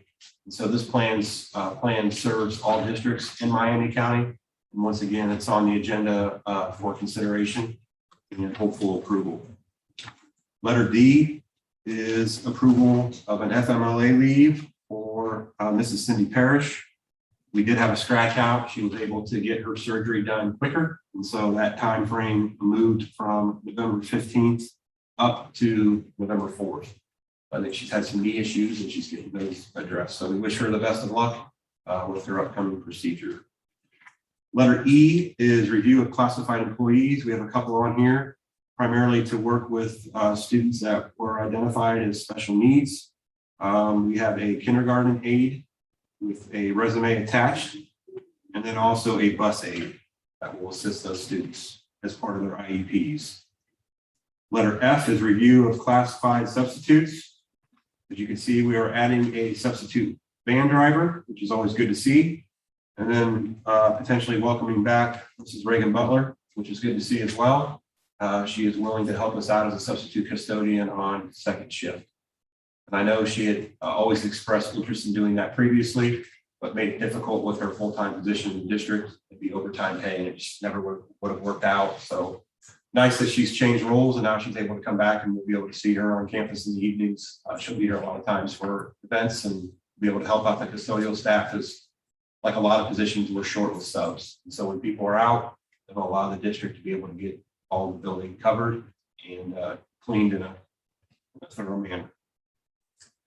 Letter G is one that we continue to be able to look at, and it's really, really nice. It's a good experience for the students, but it's also a great experience for the districts, or excuse me, the district. Anytime we're able to add student workers, which we've done the last several years with our maintenance department, we've done it with our IT department, and I think these two students are primarily going to be working in the cafeteria. Is that correct, Tom? Nico is. Nico is. Is replacement for Cole from last year, so. Yeah, okay. So we'll have cafeteria and then also maintenance. So they'll be assisting with cleanup after lunches, but also assisting Todd in the maintenance department as well. So hopefully the board is able to accept those, and it's always nice to be able to add kids and provide them a good experience and also give them some work experience and a good reference. They do a good job, and it allows us to be able to get kids involved and employ them on campus, which I think is a good thing as well. Letter H is the resignation of a supplemental employee. You can see a resignation letter is attached for Mr. Kyle Holden as 8th grade boys basketball coach. And then letter I is review of supplemental positions for fall, winter sports, and non-sport supplementals. So on the list, we have volunteer drama club advisor, math club coach, our resident educator mentors, freshman boys basketball coaches on here, 7th grade boys, 8th grade boys, 7th grade girls, winter assistant athletic director. And as you can see, we have 3 boys basketball volunteers as well. I'd like to thank all of these folks in advance for their time and efforts they're going to provide to the district. And it's always nice to be able to have people that are willing to step up in open positions and help make a difference for the kids on campus. And then finally, excuse me, I have 2 more. Letter J is review of donation to athletic boosters. This is one that's been announced previously, but we were able to receive the TIP Foundation grant document. Mr. Bird, who's here this evening, who represents as booster president, was able to sign that document, and we were able to send it back to the TIP Foundation. Really thankful and appreciative of their generosity to help us fund our upcoming stadium project. The TIP Foundation has graciously donated $25,000, which will be split up over 5 years in $5,000 installment plan payments. And they will be having the pavilion walkway near the stadium field house named after them. So really excited about the partnership that we've established, not only with Concrete Sealants that's signed up and solidified, but also now TIP Foundation. So thank you to those folks as well. And it'll be known as the Tip City Foundation Walkway and Pavilion. And then finally, I received an email today from Mr. Earhart at the township, and it indicated that they would like to create a combined workshop type meeting between the trustees, Board of Education members, superintendent and treasurer, in regards to having discussions with the potential upcoming annexation. And if the school and the trustees would like to kind of create some sort of a plan moving forward as far as what our next steps are with addressing that potential annexation and kind of how that's going to impact both entities, and kind of just a defined plan as far as what the next steps are. And essentially what he is asking for is for you folks to have some discussion, throw out some potential dates and times that work. And the trustees said they were very flexible and would be willing to work with whatever schedule dates works best for you guys.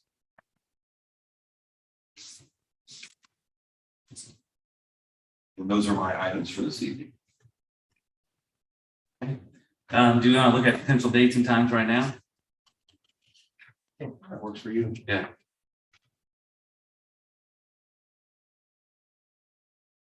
Just invite them to the work session. Well, I think we're on a short timeline. Next one's not until November 16th. Yeah. Um,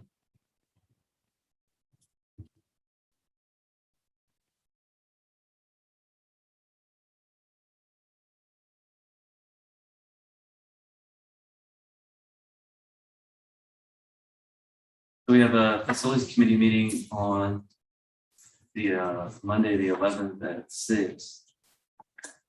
Will we still need that facilities committee meeting? It's a good question. I'm gonna need to contact Laura tomorrow and ask. I don't know when they're gonna be at the process, what's gonna all need to be reviewed. Unless you have to review what you went over tonight in facilities. Right, and she talked about some other things. What are dates between? And they come to the board meeting. Yeah. Would they potentially be able to come to the board meeting to have those discussions on Monday? I was looking at before or after. I can tell you folks that I've had some conversations with one of the county commissioners, Mr. Wade Mr. Wade Westfall, and he has kind of indicated that it would be beneficial, and I'm working on that, if the district would put together some information for the commissioners to help solidify the case in regards to the annexation and some of the problems that it will cause the district. Also hoping that we could put together, and he had mentioned working with our attorney, a resolution that could be voted upon and approved by the board to help give them some backing as a commissioner standpoint. He was asking us to potentially be able to have that to him by the week of the 18th. Okay. So that would leave probably about the next 4 days to get that done and hopefully have it on the agenda for the 11th for consideration. So I don't know from the commissioner standpoint if they're going to need to have some sort of a response from the township and also the school by that week as well. So I don't know. I think the township has already submitted theirs Okay. based on what they posted on their Facebook page. But not 100%.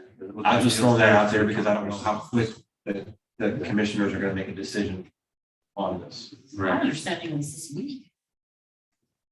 It has not shown up on their agenda, Who's that? the commissioners. He just told me today on the phone that if I could get that resolution to him by Monday, the 18th, he'd be greatly appreciative. Okay. I don't know. I could call him I back to thought make they had sure. 25 days to vote, and I think this is, Friday. This day 25. That's what. I don't know. Okay. No, that's what. Yes, that's what the trustees said. What If you'd like, I could give him a call back tomorrow to clarify. what is the purpose? I'm just trying to understand. What is the purpose of meeting with the trustees? I'm trying to understand.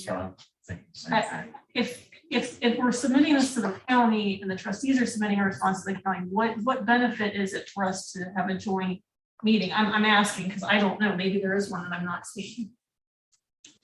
Well, I think, that was one of the things that we've been trying to, that we've been pushing for some time, was trying to have at least a joint meeting every quarter. I believe, trying to get us, the township and the county commissioners together. And the city of Huber Heights. Yeah. And my concern is, Why this now? is part of the people, and I just, yeah. Yeah. I must keep my mouth shut also. But my question would be, why now? Why this week? Why haven't we done this the many times we asked? So, draw your own conclusions. So you prefer that we not do a resolution for the commissioners? No, I I'm not didn't say saying that that. at No. Oh, okay. I'm just not sure what the benefit is of having the trust. What do the trustees hope to accomplish by meeting with us? That's my question. I don't know. It was just an email that was shared with me and I told them I would bring it up tonight and ask you guys if you wanted to meet. My guess is they're looking to try and get understanding of the two entities from the township's perspective and the school's perspective, since we can't talk unless we're together as a board. From that aspect. Maybe we can all give our individual opinions, but of what we're looking to accomplish or what is our needs. I don't think they have a really good understanding of what is our current status at the school with enrollments and what potentially are the risks that we are associated with in the event of further growth occurs in the township.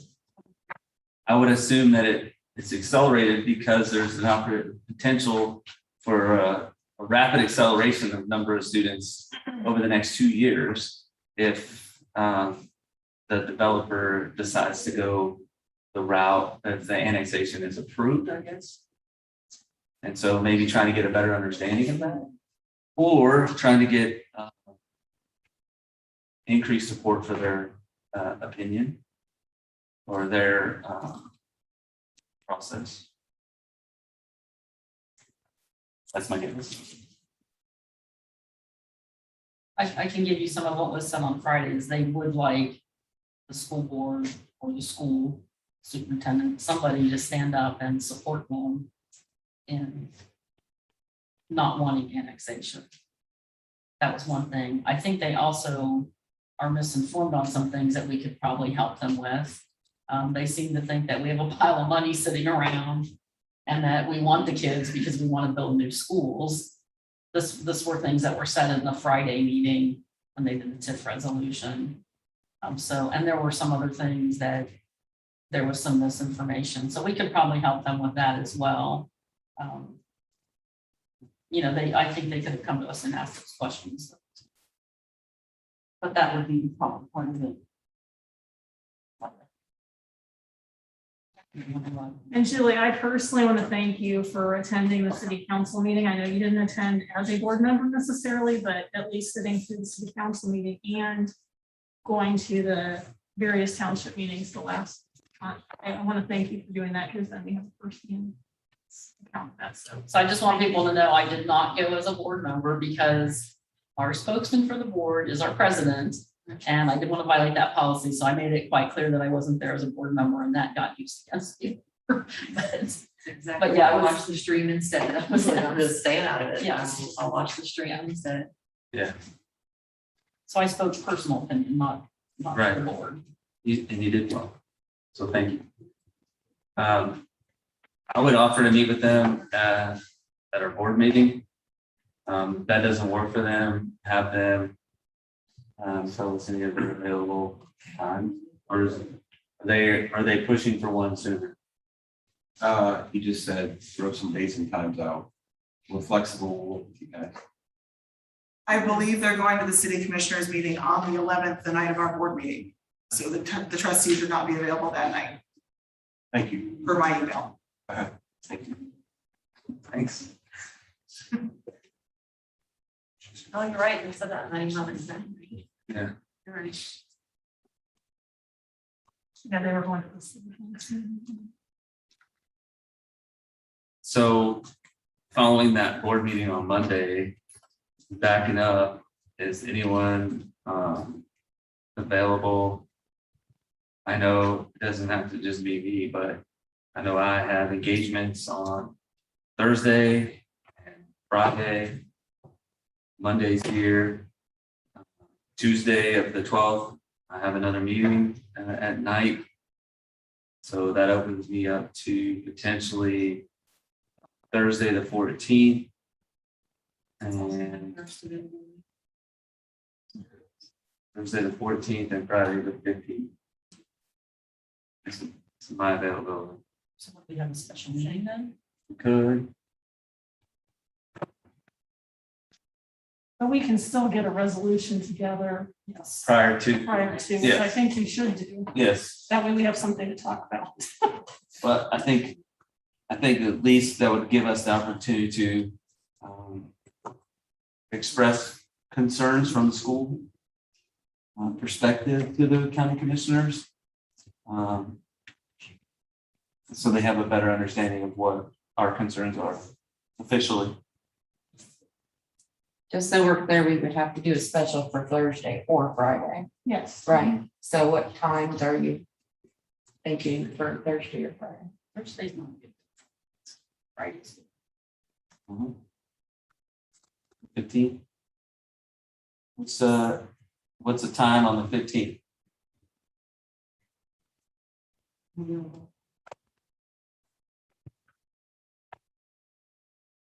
I can start at 3 o'clock on Friday. I can start at 3. Like that. I think we probably should wait till probably 4 o'clock. That's okay. So 4, 5, 6.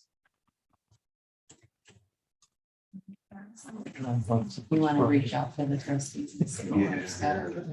See if there's any- I just wanted to see it. Yeah, well, that's what I was wondering. So. Time check. Give me a minute. Sorry, I'm trying. Is it on our calendar? And what was the date again? The 15th. The 15th is senior night. Football here, everything. So I would strongly suggest if we do it that night, we do it earlier rather than later. Yeah. I see it nice. Probably.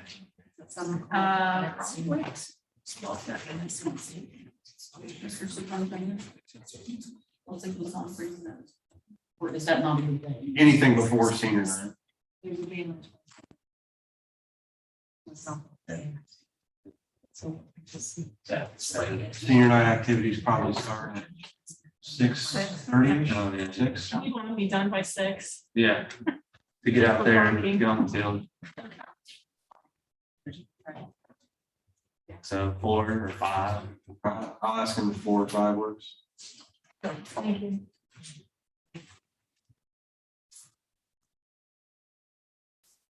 And we said Thursdays out then. Yep, so it'll be Friday the 15th, just 4 o'clock and 5 o'clock. And then Justin, with regards to the resolution, any of that information, we start to lock that in. I don't even know where to start with that. I mean, is that a you guys thing? Any experience running a resolution for that or an attorney thing? I would get with John and see if he John has should be able to suggestions. spit out Would be a nice resolution where with to regards to start. that, based on whatever we're saying. Yeah, and, you know, much like Jacob's comments earlier, it's very delicate. You know, you don't want anyone to feel like we don't want that. I mean, it's very- Sometimes you need to figure out a way to separate your professional opinion from your personal opinion. That's a struggle there. Because you walk a fine line about what you say. Yes, because we anticipated growth to occur from day one. And we didn't anticipate, and it didn't matter to us where the growth came from. We just know that growth is gonna come and it's gonna continue to come. And the reason why we laid in the master facilities plan the way we have, the way that we broke up the OFCC's ability to lock us into a student number. So once we enter into the CFAP, we get a whole new analysis of what our student projection numbers are. So that one projection didn't carry us 8 years. Because we knew that we have an ever-changing environment. And From- 600 additional square feet. Building the lease, right, there's extra classrooms we put on there. Because we knew. You have to figure out a way to do what's best for the district while also being inclusive. So I mean, I think we just need to try and stick to the facts as much as we can and throw us the facts as funding. It's financing additional buildings. We would have built a larger building than this one if we had financing for it. But we don't until those students are here. Correct. Comes after. That's correct. And I think that's what we're gonna have. Most of it. Yeah, just as a friendly reminder, our OFCC number will not be pulled for probably 6 to 8 years, and we have not been given a definite, just a range. You know, as far as the next phase, when our 80% kicks in.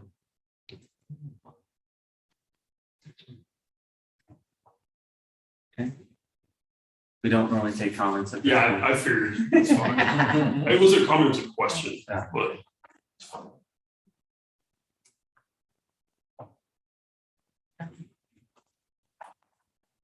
All right. Any other items, from the superintendent? No, sir. Next on our board item 7A, with regards to our amended contract, which one is this one? Is this for the 2 months? Correct. This is from July 1 through September 30 for the services that have already been performed because her prior contract ended June 30. So this is, needs your approval because we haven't paid her because we don't have a contract in place. We want to get her paid for the services she has performed. Do we have a motion to approve the amended contract for New Life Coaching, LLC DBA? Thank you, Lori. Do we have a second?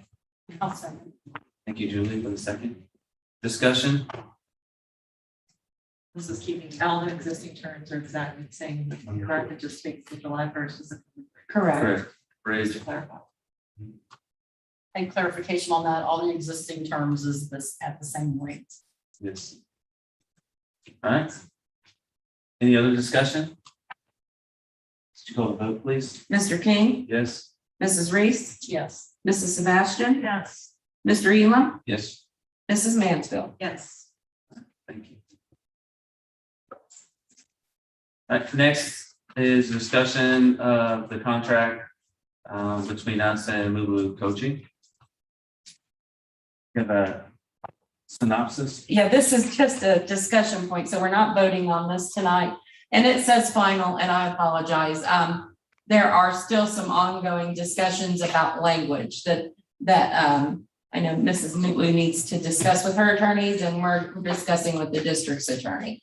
But I wanted to get something out there for, so we could at least have the discussion before the board meeting on October 11th. This would be a 10-month contract beginning October 1st and going until July 31st. And there has been some changes in language and costs. So, but it's not the final, even though it says final, because there were some concerns that her attorney brought up, and then we'll have to have our attorney review those changes. So, any one word change has to go back through the attorney and make sure. So, Right. but wanted to make sure that it was on everybody's radar and up for discussion so that we know that it will be on the October 11th board agenda for approval so that we can, continue to pay, because I need your approval to pay on a purchase service contract. So those are all the comments I have. Okay. Oops. No, but reviewing comments made earlier, one of the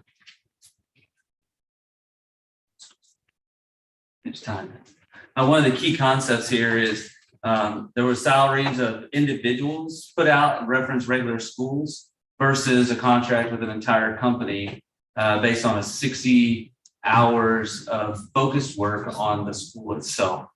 I believe that our communication strategies have accelerated extensively with our capabilities to communicate not only internally, but externally with all our stakeholders, to include websites, apps, and the ability to standardize all our communication strategies. I do not believe that this will be some significant amount of a lot more new things. I think it's solidifying everything that we have in place with a few significant changes to the overall scheduling in this iteration, as well as the increase in hours that will be put forth to finalizing our communications program. That was my assessment. I'd like to add to that, Mr. King, that you have to remember those salaries as well do not include benefits or even SCRS or what as well. So those numbers are not what they appear as well. True. What is one thing? 26,000? Yeah, I think our current plan runs about 26 to 28,000. For a family plan for one employee? Yes. And that's without the 14% for STRS and 1.45% for Medicare, and workers' comp usually runs between an additional 1 or 2. Okay. And I'd like to add one more comment. When we hired a communications director or a consultant, in this case, a company, I don't think any of us necessarily knew exactly the scope of what those duties involved. Unfortunately, Friday night, or maybe it's been 2 weeks ago already, we had a threat. Within a half an hour, information was out. With COVID, the same things happen regularly. I don't think 5 years ago or even 3 years ago, we would have had that kind of communication from parents and people I've talked with. They're extremely pleased with the product they're getting now. Not saying it can't be improved, not saying that at all. But I think people trust the information they're getting, the timeliness of it. It's really hard in today's age with social media, as all of us know, to stay ahead of the curve, right? And I think from that regard, things have gotten done. I mean, that being said, I mean, you know, we walk the line, right? We all walk the line every day, I think, or not every day, but since this negotiation came up, thought constantly all the time. You know, is this what we need for our district communication wise? Do we need, you know, just to have, you know, a post-college kid who just, you know, just sits there and does tweets for us and, you know, updates the web as needed and, you know, doesn't have specialist expertise that Mrs. Smithley brings? Is that the route we should take? Or do we want to continue the path we're doing that really increases our platforms and builds everything forward? So do we stop the train we're on and get off for a while? Or do we continue where we're at with the growth that we've had and try and continue getting everything where we're at? Sometimes we don't have the feedback to know, you know, what staff thinks about some of the platforms and the changes that are being used. We don't always have all the information at hand to know how things are going from the perspective of staff. We know how the community feels, we know how we feel, you know, so it's just often a very difficult decision as we sit behind on this side of the table. So we're looking at what we've seen and we see, you know, a lot of great changes, but we also do look at that vast amount of money. And it's a tough call, right?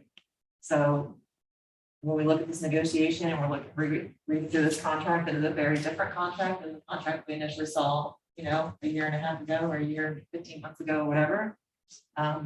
It's just a lot of terms to read through and we're getting there. It is a lot of money though. We do acknowledge that. But we're looking at now 60 hours, what we originally started with 40 hours. So it's a person and a half.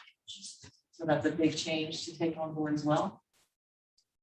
You know, it's just a lot of terms. A lot of things. And we also have a building project going on, and at least historically, I can speak to the fact that a prior board did not make a concerted effort to hire a communications person. And I would say trust was at an all-time low during that point in time. Not saying the communications was entirely at fault, but not having a dedicated person, I think was a mistake.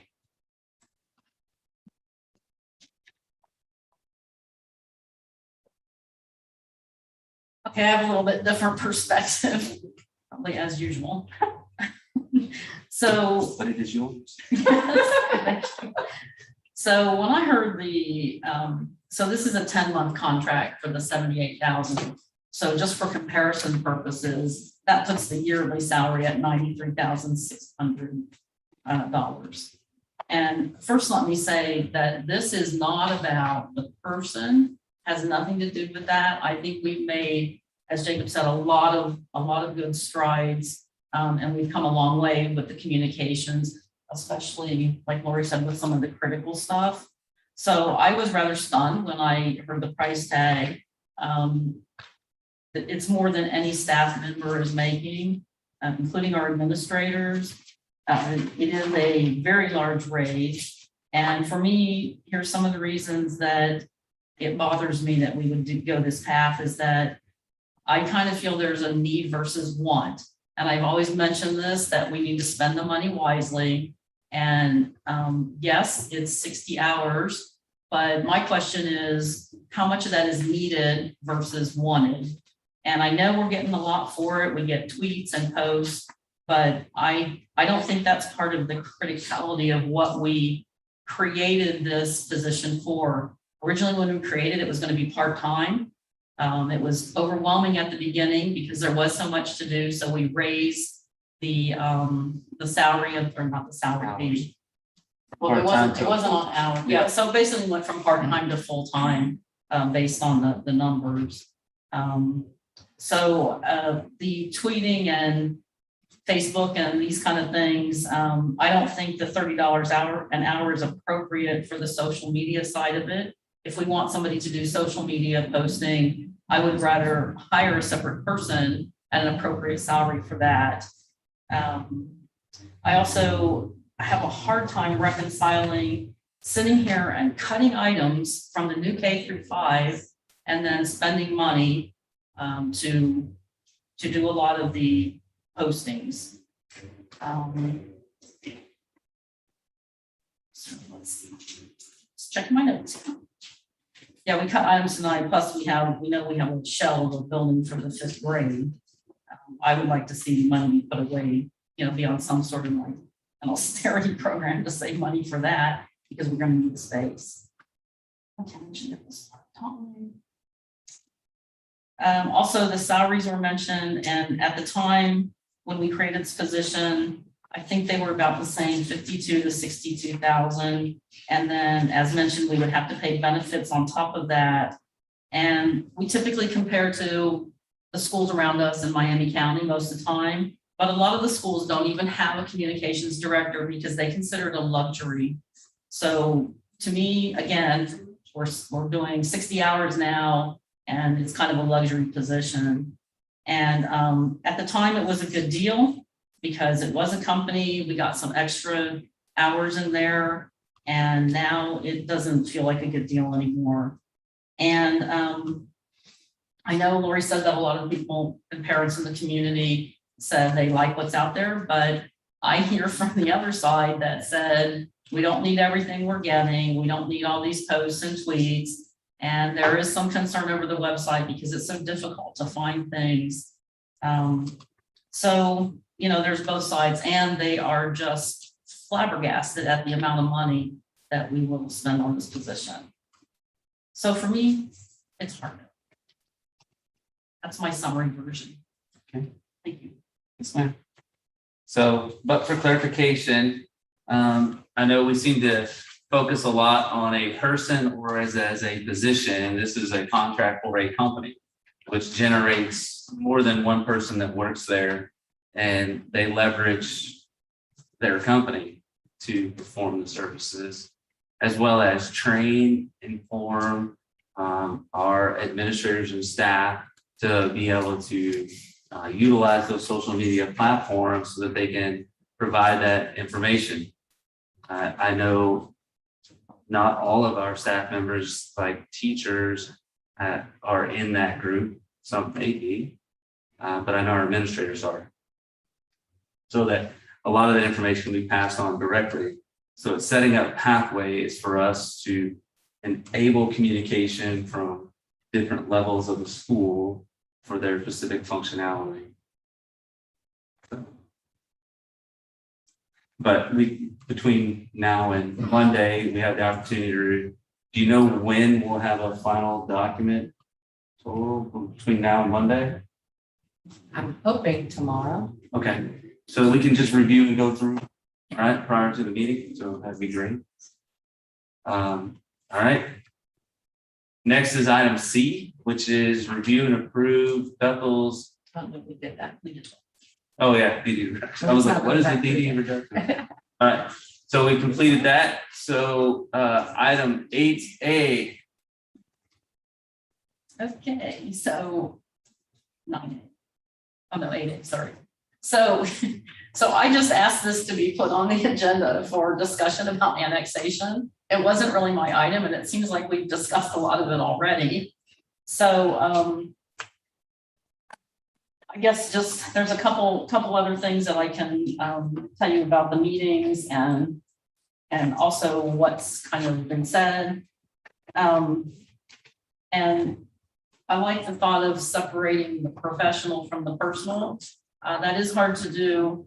And I think that using the phrase "we don't want the kids" is not really how it needs to be phrased. I'm not sure how to phrase it, but being a Bethel Township person, and I also hear this from some of the Carriage Trails people now as well, is that a lot of the reason people want to come to Bethel is because, come to the Carriage Trails and buy in this area is because of Bethel. We know that we have a good school, and one of the things about the school was the small town feel. So everybody is concerned about losing that small town feel. Again, nothing personal with the kids that are coming, just that we're going to lose that as we keep gaining development after development. So that was one of the things I heard a lot. And also I agree with the slowing down. This is another huge point, is that the annexation is such explosive growth that we can't keep up with it. So if it was more controlled, then we would have time to plan for schools and get ahead of the game rather than building schools that are full when we open them. So that's another thing that has come up a lot from when people tell me things, that there's no time to build these schools. And also, where do we get the money from? Now that we've borrowed against TIF, can we do that again? Or, we don't know some of those options. But there's a lot of energy going into, by school staff, going into trying to keep up with the growth. So that's another point about the fact that it's coming so fast and furious, that it would be good if there was a way to slow it down rather than getting 120 kids a year, because we spend a lot of time worried about what we're going to do for classroom space, where all the teachers coming from, and the staff that goes with that.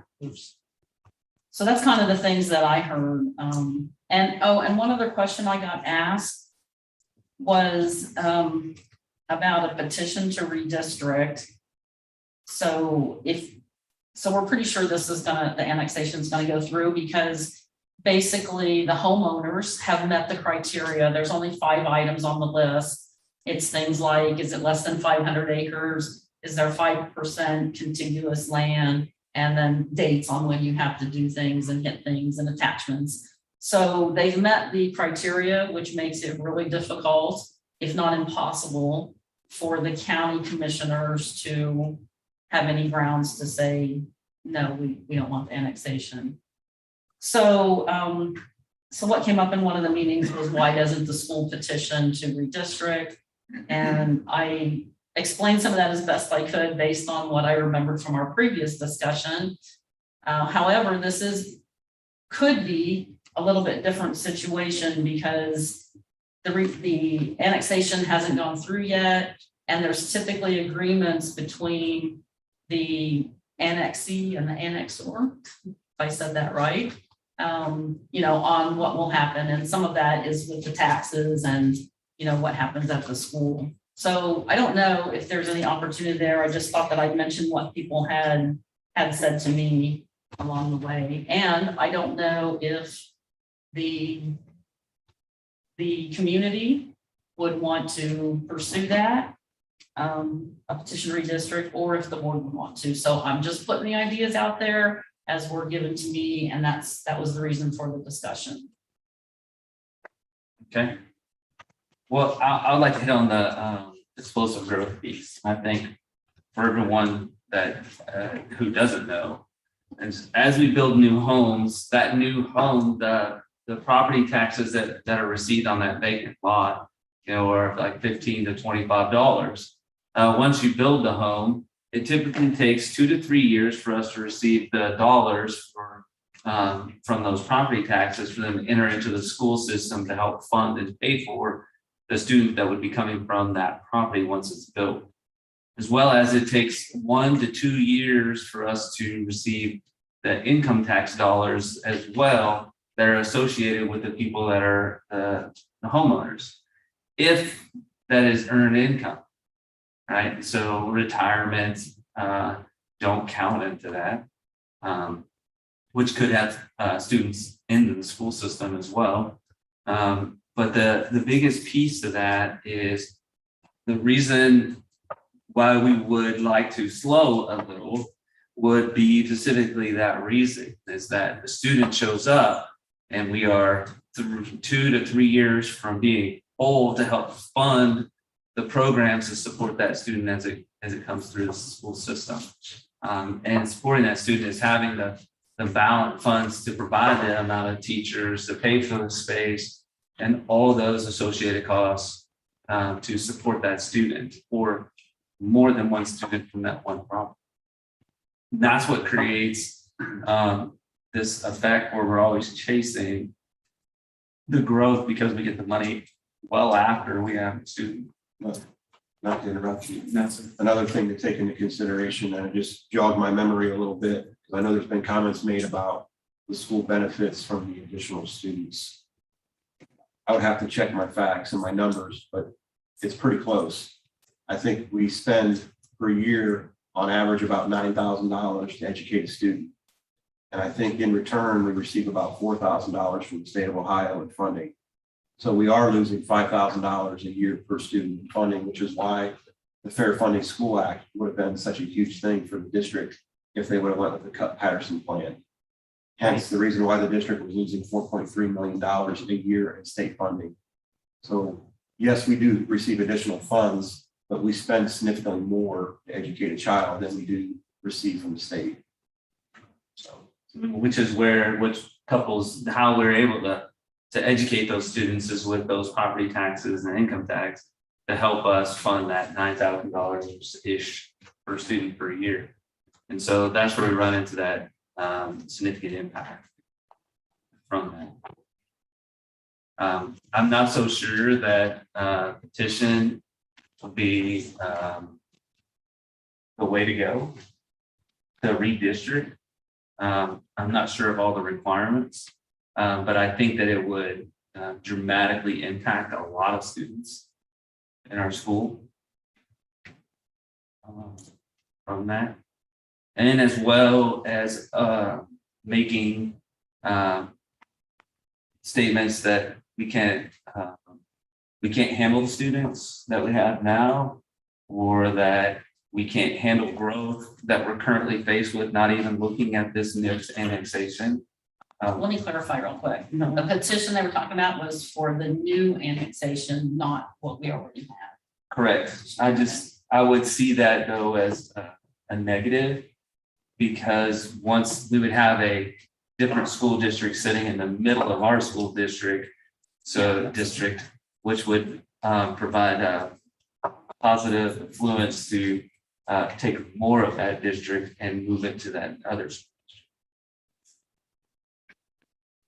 To give an additional reason to pursue it. I don't think anything like that would ever be approved anyway, to have an island inside a school district, an island to another district. Yeah, that was talked about. I'm just telling you what. Right, yeah, it gives us an opportunity to discuss it. Yeah, I'm not saying it's what you were asking for, just what you heard people talk about. It was just I was just using that as a talking point to provide additional information. That's all. Yeah, I didn't think about that because, like I said, what I heard was also from some Heritage Trails people that they would also rather not see more annexation because of the small school fee and things like that. So I guess I never thought about. I think one of the big issues as well is those folks are frustrated with some of the services. It's a struggle right now for Heber Heights to provide, and I think they're worried about additional homes and those services as well. Yeah, something. But that's not our problem. So something I recently found out, just so you guys know, is that water tower that sits on 40 that says Carriage Trails does not, or says Huber Heights, does not service Carriage Trails. So they have horrible water pressure problems. And as one guy stood up and said, we get the eyesore, but we don't get the benefits. So, yeah, I mean, you're very correct. I've heard that as well, that they're concerned over the services.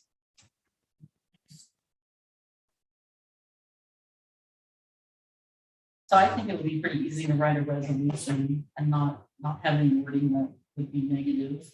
I don't know if we want to ask John about redistricting. I don't think it should be allowed either, but somebody asked about it. So. Yeah, I think it would be good if, because John gave us this before, I think maybe it's in one of our emails, maybe. Or if he could give us. I think we came to a meeting like this.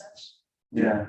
But this is a different question, right? Because the last question was, they're already enrolled here. Mm-hmm. And there was that checklist and, things like that, but. Can we just, well, what if we just ask them for what are the rules? Yeah, what are the rules? Right. Can we ask them the process of the redistricting? So that we just have it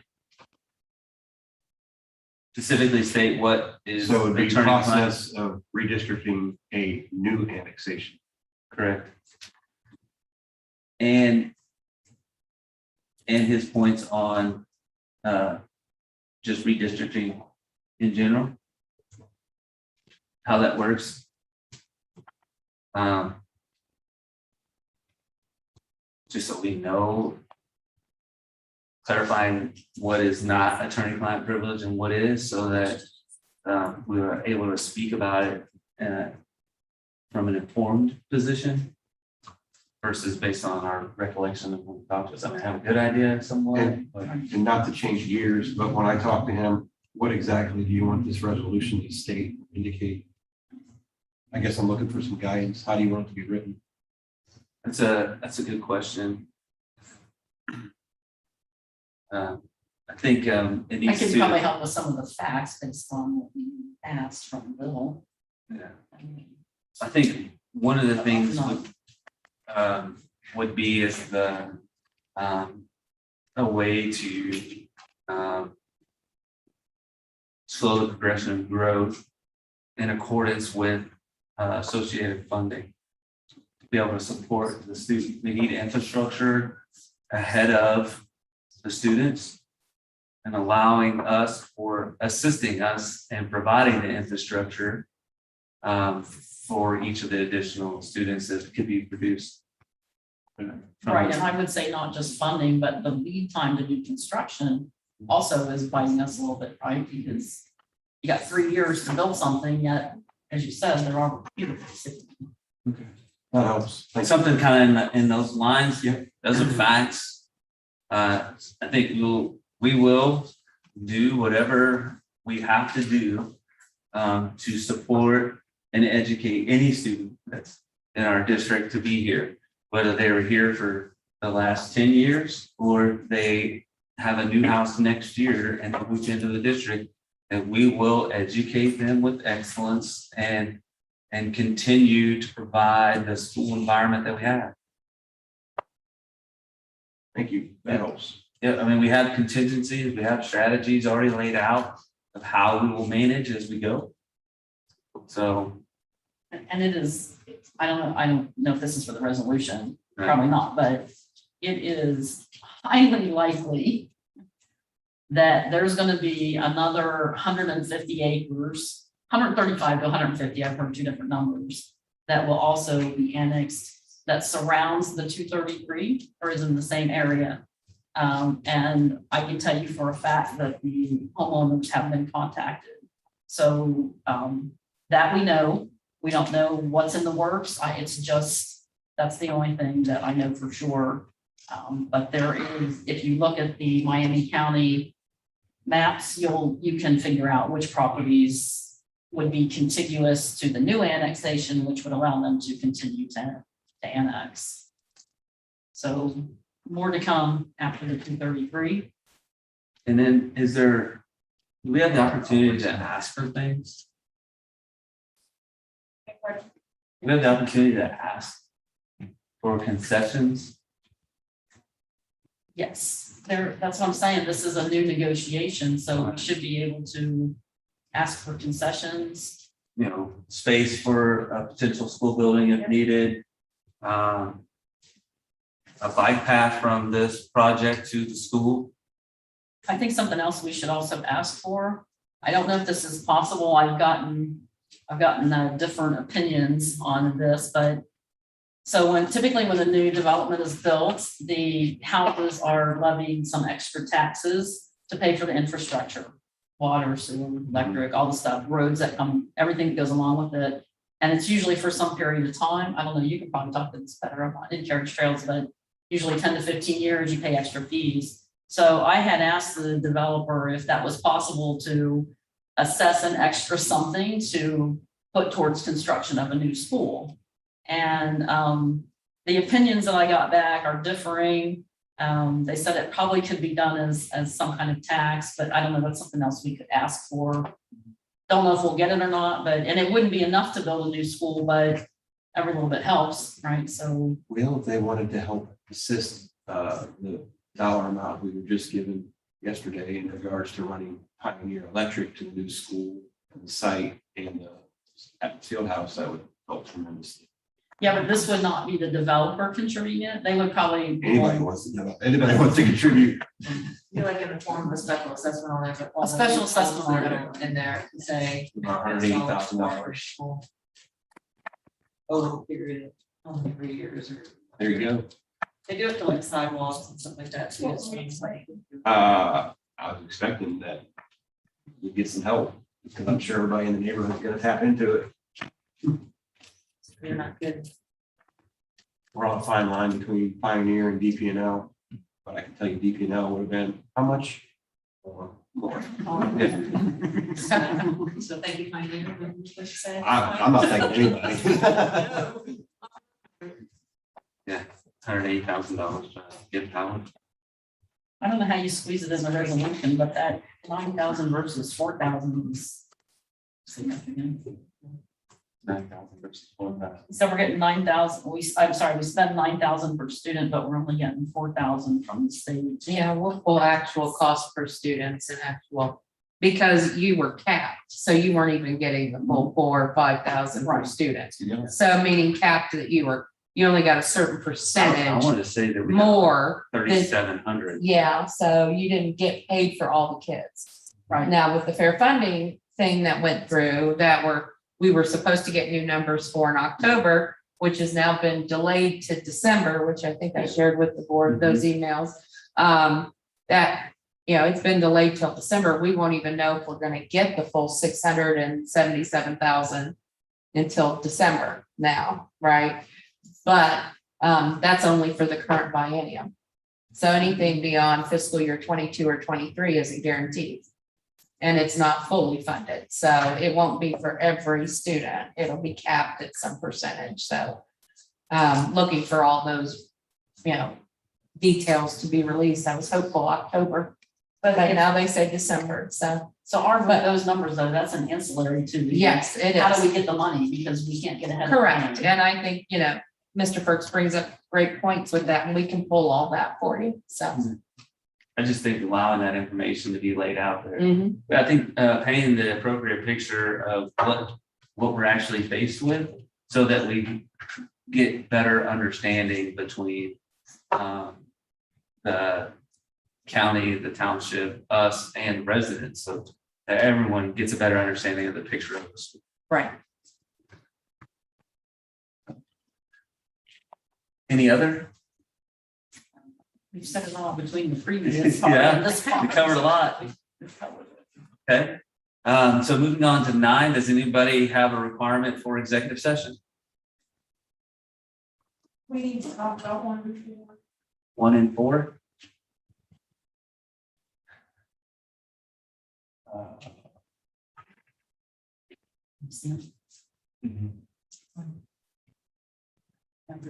Yes, well. Okay. Any others? All right, do we have a motion to enter into executive session for items 1 and item 4? Thank you, Danny. Do we have a second? I'll second. Thank you, Julie, for the second discussion. Based on items 1 and 4. Oh, there I'm sorry, need- it should have been six. I'm sorry. I was like, I was gonna say, I don't know, yeah. Yeah, I- Security, my fault. That's It's okay. Can we six. redo it? So which Can I one? amend the motion?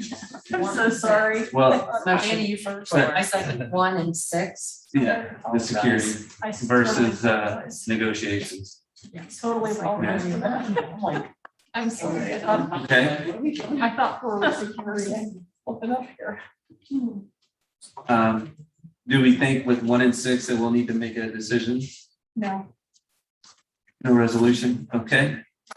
Then just to clarify, we have an amended motion for 1 and 6. Danny, you made the original motion and you go with that? Yes. And the second?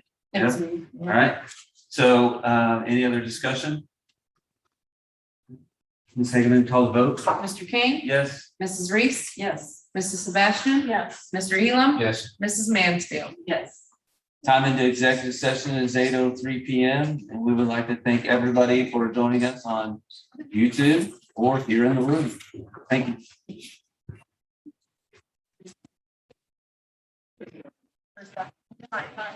They are quite tall. Oh, like, I don't know, they're just sitting up here. Yeah, that was. I have a Cadillac cushion too. Oh, I thought you just meant that.